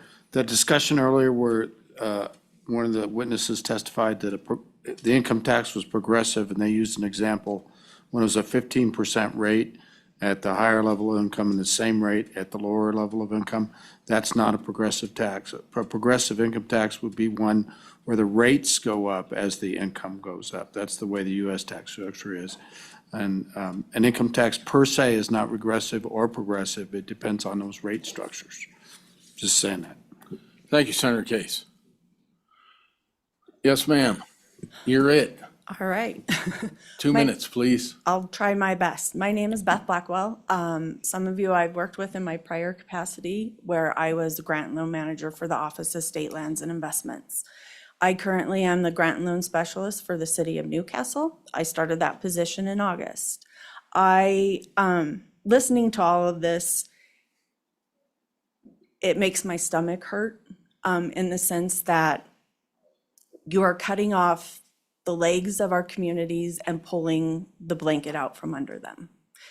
They have, and this includes our special districts, this includes our cities, our towns, this includes our counties. When I was at OSLI, we made loans based on what was being assessed for special districts. We determined what was affordable for a special district based on those assessments. You've now changed those assessments. Many of those special districts could have a problem making those loan payments now because of that. If you continue to take funding away from the communities, they're not only not going to be able to provide the regular services that you are used to providing, your fire trucks, your ambulances, they're not going to be able to take care of their roads. They're not going to be able to keep their lights on in their town hall. That's where it's at. Many of the communities in this state don't have enough population to generate the revenue needed based on the inflation that has happened. Specifically, if you look at infrastructure capital improvement projects, those projects have increased at least twofolds, if not threefolds. And I know this because everything that we awarded through the ARPA money was insufficient. Because when you go out to bid, you don't know what the cost of that project is. And so when a state agency, the Farm Credit Bureau, anyone who wants to come in and loan, they're basing a lot of their assessments on property values. So if you're going to cut what the assessed value is for a community, that cuts their borrowing limit. The Constitution limits how much a county can borrow and how much a city can borrow to do infrastructure projects. So as you— Ma'am, this bill doesn't cut. No, but I'm This trying bill to— doesn't change valuations. I'm trying to explain something to you, sir. I understand that. But if we keep going down this path, at 4 o'clock, we'll still be discussing the same bill. So I'm asking you to keep your comments relevant to the bill, please. Perfect. Well, what I would say is replacing a concerned and appropriate funding source that has been pledged to pay back loans and secure debt for communities and counties, changing that now puts them in a bad spot. What you don't understand is when you say you're budgeting and the special districts aren't getting money, they're gonna come and ask for that from you. So taking something that they could bet on and say, this is what we know is coming in this year, and changing it to something that may or may not come in, you're killing our communities. You're making it so they can't budget. I mean, the problem here is the population in Wyoming is not large enough to generate the revenue that needs to happen. And to lower property taxes, you must first take care of the housing problem, because once we have a supply of houses, that will bring down the rate, the price on homes, which will then even things out. But as you all have said, you're stacking your deck. You're trying to do reform. But reform isn't done on short term. Reform is done over time with specific understandings of the repercussions of what's happening. That's not happening here. This is a knee-jerk reaction to protect some who, and then putting the burden on the rest of us. Once again, we've been looking at this for 4 years. This isn't a knee-jerk reaction. But what you've been looking at, you haven't been discussing with the people. As Senator Dockstetter keeps asking, what do the communities and the counties? Have you engaged with them? Have you talked to them? Is this the best approach? That hasn't happened. You are supposed to be representing them as well as their associations. Yeah, we need to end this. Thank you, Mr. Chairman. Thank you for coming today, and thank you for your comments. I hear you offering solutions for a housing market, and I just want to know if you're following on the national economic level, where we just backfilled our banks with $50 billion, and the devaluation of our dollar is really, it's a real thing that is really happening right in front of us. And so when you're talking about affordable housing, that's not something that this committee can change between now and session. I just want to know your opinion on how can we help in Wyoming to make sure that we're not pushing people out of their homes that currently own them? I think that's a great question. And the thing that is going to happen, you're going to cut their property taxes. The communities are not going to be able to pay their bills, and they're ultimately going to charge them fees elsewhere, make up that cost. So while they may not be able to pay their property taxes, they may not be able to pay their water, so their water gets turned off. So it's a much bigger issue than just being able to live in your home. I was always taught your expense for a home is your mortgage, but once that's paid off, you still have your property taxes and your insurance. If you're not saving for that, then that's not my problem. I mean, honestly, if you're not in my household, so why should I make up the difference? I very much believe there is an affordable housing issue. Wyoming is different. I don't think you can compare Wyoming to any other state in the nation because our population is so low. You can pick up our whole state's population and plop it in any other state, and we wouldn't be their largest community. And that's where I think we can raise the rates, we can make all these changes. At the end of the day, we don't have the population to generate the revenue. And that is the problem that we see with our own roads for the state, and we see across the board for all of our communities, is how we can't tax ourselves out of this problem, because then if we keep taxing, people are gonna leave anyways, and they're gonna go somewhere else. And unfortunately, sometimes, as I've been told by many older people, home ownership is not something they want in their older age. They'd rather rent and have all the maintenance stuff carried by someone else. But I just think, yeah, you've had this conversation for 4 years, but the 25% cut that happened last year is killing communities. They're not able to make it. They're going to have to fire people. And to your point, Senator Ide, the reason why we have so many public employees to our 100 or to every 10,000 people in our state is because we have half 500,000 people. If that was 1 million people, that ratio would decrease. If we had 2 million people, that ratio would decrease. But it would still require the same number of people to manage the government to do the things that need to be done. As a former state employee, I got more hats handed to me with no pay increase.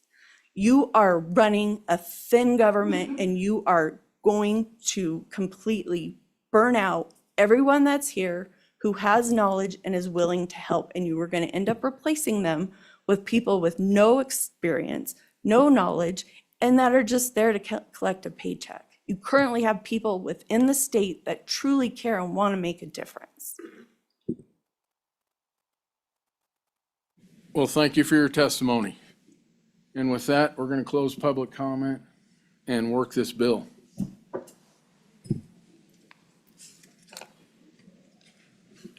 we looking 282 or the? 282. Okay.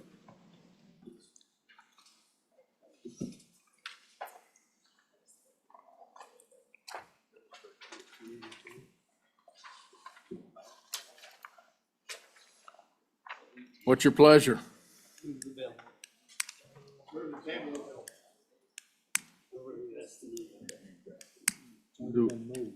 Yeah. Most of the tables in order anytime. That's correct. Okay. Is there a second to the tables? You don't have to second it. You don't? Nope, no discussion either. It's an undebatable motion. Right, so we'll vote. No, not a table. It's an undebatable motion. No discussion, straight to vote.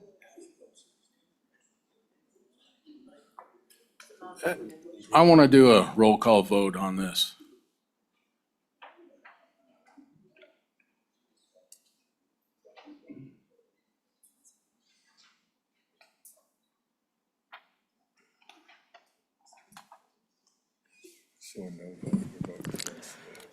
Yes. This is a roll call vote to table 26 LSO 0282 residential property tax replacement. Senator Case. Senator Dockstader. No. Senator Ide. No. Senator Pappas is excused. Representative Brown. No. Representative Campbell. Representative Lean. No. Representative Lucas. No. Representative Riggins. Representative Storer is excused. Representative Stivar. No. Representative Wharf. No. Co-Chairman Locke. No. Chairman McEwen. No. That is 1 aye and 11 no, Mr. Chairman. Do we have a second on moving the bill? I'll second. Okay. You gonna put that amendment in? For what, the trigger? Yeah. Discussion. That's what we're doing right now. Yeah. I did say that. Discussion on the bill. There we go.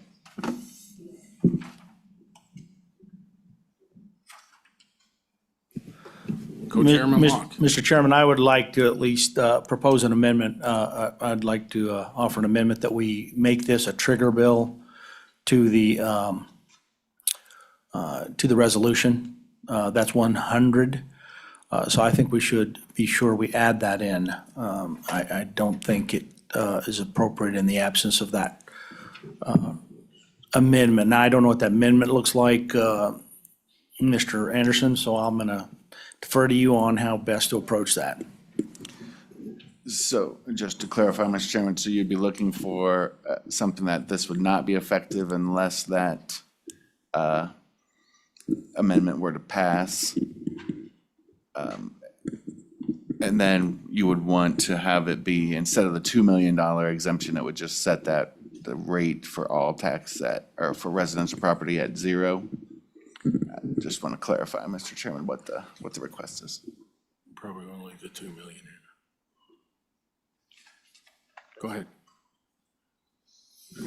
Co-Chairman Locke. Mr. Anderson, do you mind maybe if we discuss this in a touch more detail? So explain that to me just to make sure we make the right amendment. How does it affect? I think it needs to be a trigger based on 100's approval, and I know that presents a potential issue.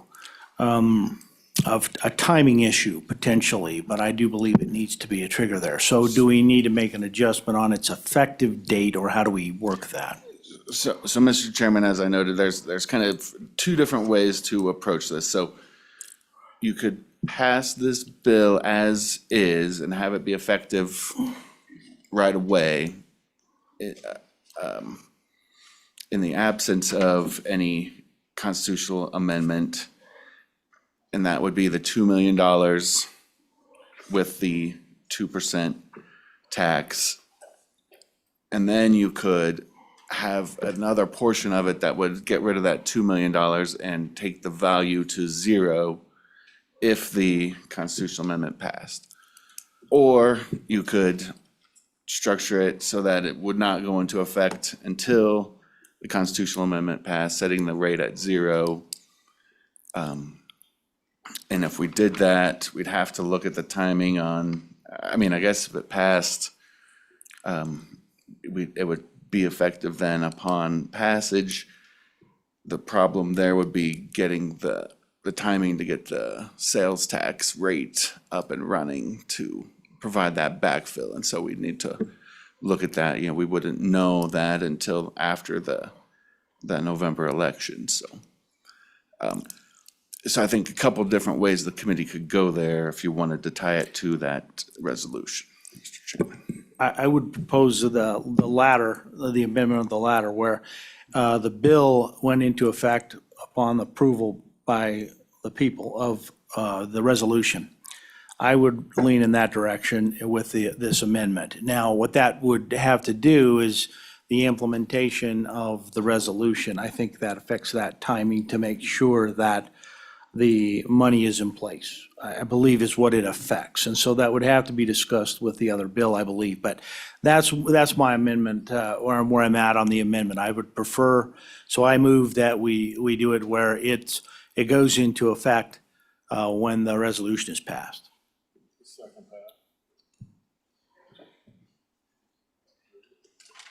Representative Lean? Thank you, Mr. Chairman. For the bringer of the amendment, I just might ask that maybe we could potentially, for timing purposes, start that tax in January 1 of '27, as this would be on the ballot in November of '26. And then residential property taxes we could work on in the other bill draft. I'm favorable, Mr. Chairman. Mr. Chairman, I'm favorable to that change. Yes, seconds. So January 1st as the implementation of that tax? Thank you. I am favorable of that. So, Mr. Chairman, and speaking with the department here, so there is we need at least 90 days to implement the sales tax after it's passed. Is that correct, Mr. Director Fanning? So we'd have to have a 90-day delay to get the sales tax up and running. So it'd be 1 April. So it'd be April 1 of '27. Would be the start date for the sales tax. Are you okay with that, Representative Lean? Mr. Chairman, I'm fine with that modification to the amendment. Okay, all those in favor of the amendment, say aye. Aye. Opposed? Motion passes. Yeah. Can I ask a question? Yeah. Thank you, Mr. Chairman. So that's HB 01, the resolution is 100, version 6. Is that the current one you're working on, right? No, we're working on 282. Well, the Constitution one. Yeah, that's what it's gonna be tied to though, correct? Yes. Okay, wanted to make that clear, because, so my question is that how that's gonna be, is that the language that's gonna be on that when it hits the ballot, on 100? The 2% will be on there, yes. Okay, that's what I was trying to make sure that, I was looking at the right piece of paper here before we made those changes here. so. Representative Stivart. Oh, it's down the way. Okay. You gonna make that amendment? It's to 282. That's 100. That's what I thought too. Okay. And further discussion? The bill. Senator Dockstetter. Mr. Chairman, we're trying to find a solution here. And I've been looking for one for quite some time. There's nothing that compares when I go out in the public as to concerns from my constituency. And I know we live in a unique place where I live in the west side of the state. But what I hear repetitively are property tax issues. We're at 112.6% increase. And that's why I'm looking for maybe an alternative here, which I know some would be concerned that this is not the right route. But 112.6% increase for my average person just living their life, taking care of their job, their family, doing what they need to do is not acceptable. So we have to find something that's another avenue to take care of sustaining our local governments and our state. I ask our local governments, get the word out, because this changes things for them, but maybe not as much as they think. It's not unlike me running a business that I've taken it through recessions 3 times over 40 years and adjusted to downward trends and brought it back and made it survive. We have to do that too with our government. So this may be a solution, because the other route, at least in my part of the state, was not working. That's where I'm at, Mr. President, or Mr. Chairman. Thank you, Senator. Representative Stivart. Thank you, Mr. Chairman. The question I have is, we're gonna have, if 100 passes, we're gonna have 2 on the ballot. What if both of them pass? What happens then? Because this is getting, we're starting to pancake these different amendments on the ballot. Both of them initiatives pass. What's gonna happen? That's the question I have. Not to be tongue in cheek, but if we get rid of all residential property tax, a 50% reduction of 0 is still 0. All right, and the other comment is, we looked at this a couple of years ago. And is it the unintended consequence of passing 282, 10 years from now, are we gonna end up with a state income tax in Wyoming? That's the other thing. That's the unintended consequence of this. It's been discussed before. I wish I had that crystal ball. Why? Any further discussion? Thank you, Mr. Chairman. Now, I'm proceeding just with the impression that bill, that resolution, the Constitution Amendment is going to pass. With 173,000 residential homeowners in this state, the number you need, even a majority of them voting favorable, that's enough, right? So whatever you do, you should expect that's going to be a certainty, in my opinion. I don't know, it'd take a heck of a campaign, I think, to undo the approving of that resolution. They were successfully in getting it done by ballot, just getting it introduced. And if you remember looking at their posters, it says right on there, reducing sales tax, property tax, and it laid it out there in a big old picture on a flyer we all got, and that passed. So I would expect that's going to happen again. So when we proceed under that impression. Senator Ide. Yeah, thank you, Mr. Chairman. Since these 2 bills are sort of tied together, I'll go ahead and air my thoughts on both of them effectively. So what we're trying to do here, I mean, everybody knows inflation. Inflation is the increase of the money supply. We have no control over that. That's Washington's levers of power, and we have to suffer the consequences of those levers. And, deficit spending, we got to monetize that. We got $2 trillion budgets, deficits, as far as the eye can see back in Washington. Price increases are just a symptom of inflation. Monetary inflation. I mean, our food goes up, our medical care goes up, our groceries go up, our housing, everybody's largest asset, as was mentioned earlier, goes up. We can't control that, but we can control how we deal with that, and that's what we're trying to do here. I mean, property taxes is, in my mind, probably the most immoral tax. Maybe it's not the most regressive, but it is regressive. And I think that what we're trying to do here is protect our citizens. That's all we're trying to do. And a sales tax, a consumption tax, is probably the best avenue to protect those citizens from what's going on back in Washington with deficit spending and stimulus and all of those things. That's the increase of the money supply has been 44% since COVID started in 2020. Not to rant and rave on here, but at least with a consumption tax, you can control what you earn. With a property tax, they're taxing a static asset that after you pay off over 30 years, you still are renting from the government.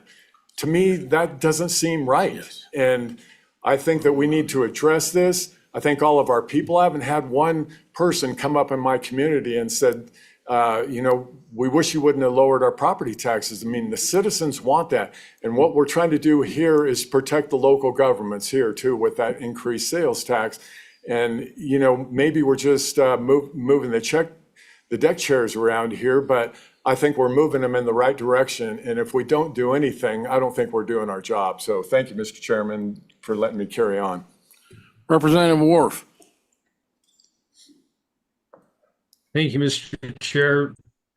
I guess as I sit here and listen to all the discussion, the debates, I'm kind of going to echo what Senator Ide just said. I really think doing nothing is not an option for us. I think we've got to do something. And I think the way we've structured this, it's going to give us more time to evaluate everything and get our ducks in a row, so to speak. But I really do, I keep wrestling with the fact, I mean, we had the Boston Tea Party, and I look at how much we're paying in taxes today. We don't have a taxing problem. We have a spending problem. And the only way we're going to fix that is by making people stop and look at it. I mean, I know my county, everybody had the same thing where all our counties were concerned about the cuts that they were forced to take.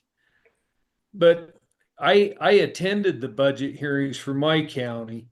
And I can tell you, I was proud. I've always thought my county was pretty conservative, and they proved that to be true.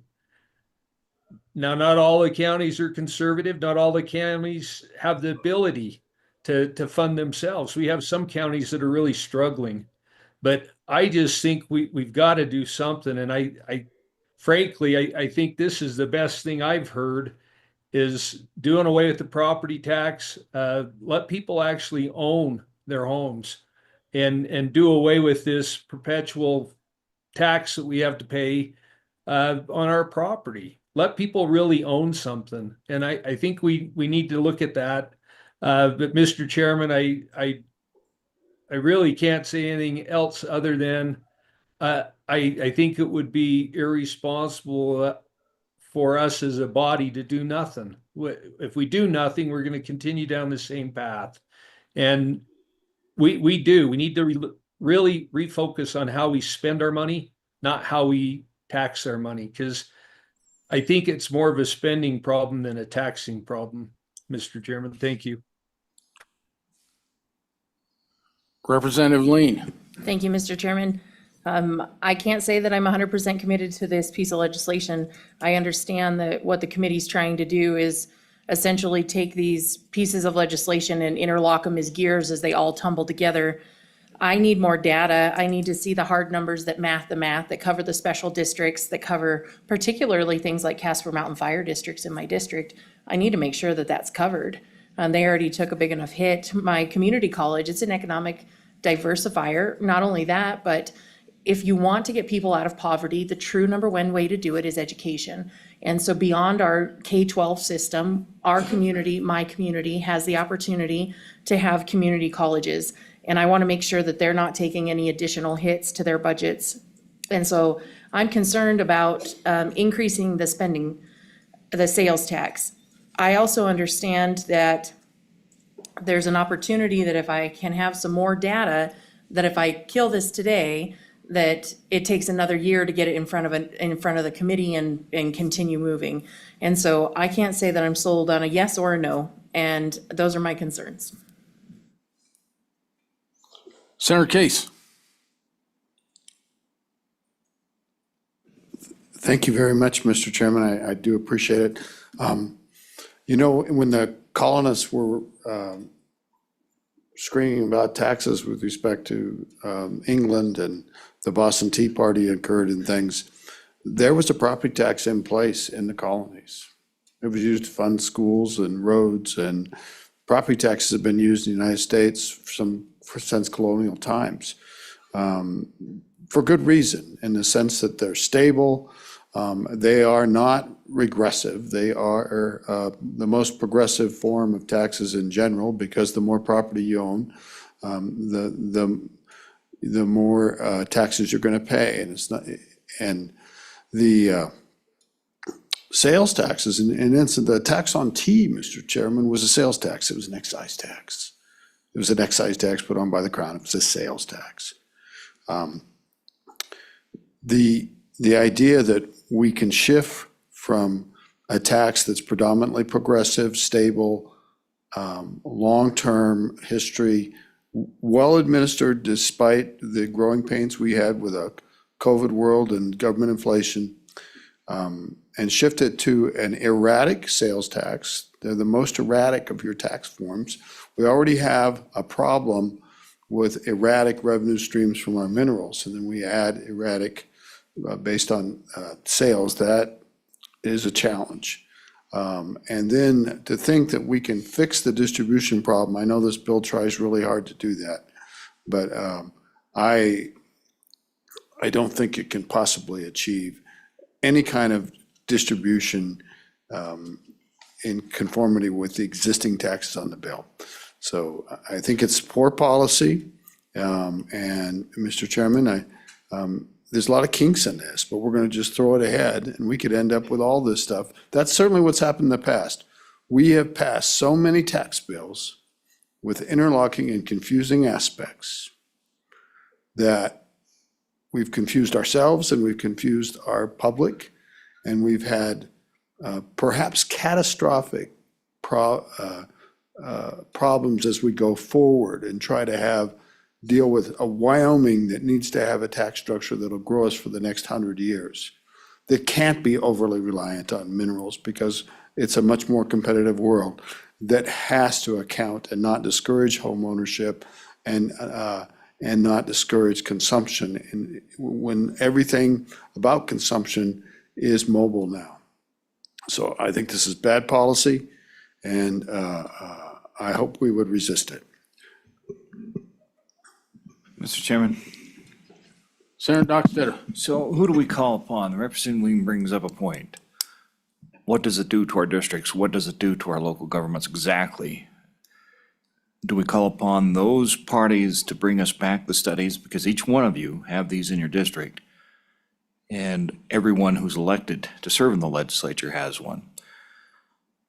Often when we did the 25% cut, my local government said, this is going to be devastating. I said, here, I'm opening up the airwaves, the digital approach, the pages of the newspaper to say, talk to your constituency and say, this destroys us. But I said, remember, You're going to a constituency that has just gone through a 112.6% property tax increase. That's your audience. So how do we get the information, if we move this through into the legislative process this winter, how do we get that detailed information that we just talked about regarding the districts and our towns? What does it do so that we make a completely informed decision later this winter? Is that whom we call upon, our local governments and our districts to get us that information? We legislatively ask for that? Where do we go for that detailed information? I think the best place is the actual districts and county commissions and ask them, what's the actual effect? We have and I get it, not every county or town is the same, but we have a town who's got an annual budget of about 188 million, and it's going up. And the 25% tax cut costs them 1.81. So I guess my problem and why I think we need to move this forward and spend the rest of the interim gathering data so we can make informed votes on the floor. But we need to give it a chance because we're hearing everything from libraries are shutting down and communities are building bridges to nowhere. And they're buying ski lifts. So I think we need to work it, and then maybe in the winter we say, nope, won't work, but. Mr. Chairman, I agree with you. This is an open invitation for them to bring their information forward and share it with the people who put them in office as well. Thank you. Representative Campbell? Mr. Chairman, thank you. I think this allows us a wonderful opportunity to interact with counties and everything to where we could get some solid data to work with. This bill has a lot of problems, but it has a lot of good things. I personally support moving forward with it just because I would like to see the data points that we can gather from this, if anything. I think it's a positive venture. Thank you. Senator Ide. Yeah, thank you, Mr. Chairman. Just want, not to burn up time, echo kind of, Representative Lean brought up the question.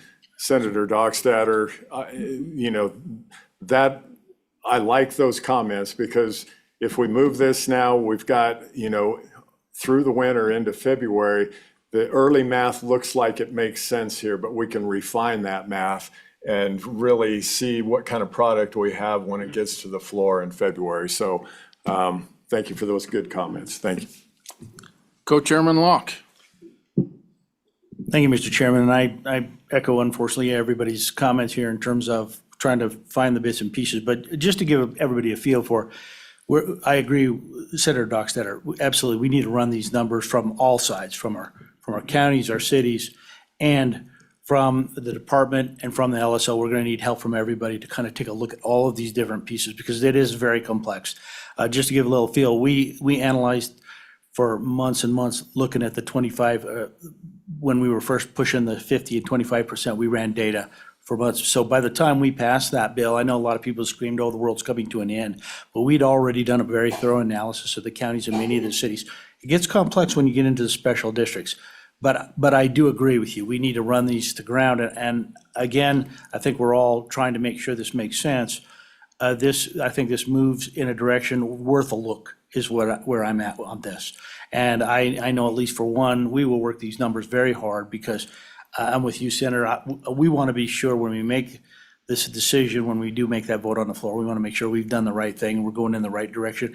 And because we do want to take care of the locals. There's no doubt about that, and at least in my mind, I at least wanted to give my position on that, and make no mistake, we understand that there's weaknesses to this, but I'm at least in favor of pushing it forward and continuing to work it very hard. Good. Let's go ahead and do the vote. Can I offer one additional comment? Representative Lean. Thanks, Mr. Chairman. I just want to make it very abundantly clear that I nor this committee have any intentions of income tax coming about. Amen. Representative Worf.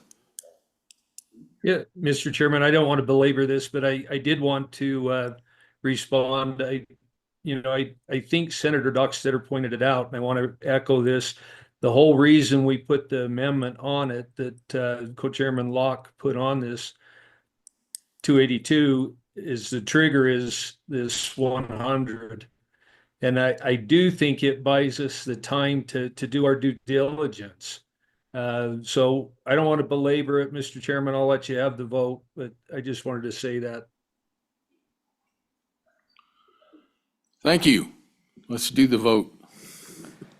This is a roll call vote for 26 LSO 282 residential property tax replacement as amended. Senator Case. No.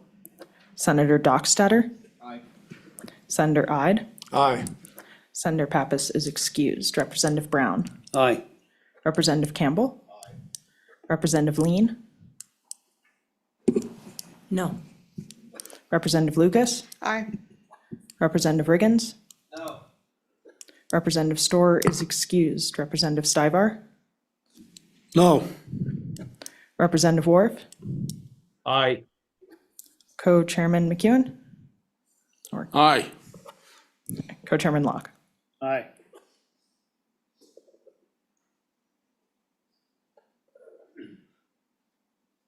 That is 8 aye, 4 no, and 2 excused, Mr. Chairman.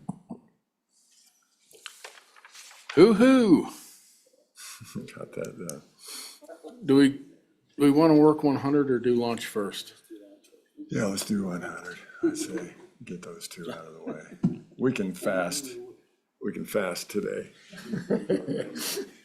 What do you want? Lunch. Lunch? Mr. Lunch. Chairman, Yes. Mr. Chairman, I would request that we take a lunch break. I've got a conflict. I'd rather go take care of that while you guys go eat. But my vote would be to take a break now so I can go get my stuff done and be back for when we reconvene. On that note, we'll recess for lunch until 13:45 or 1:45. You're still on military time, aren't you? Thank you.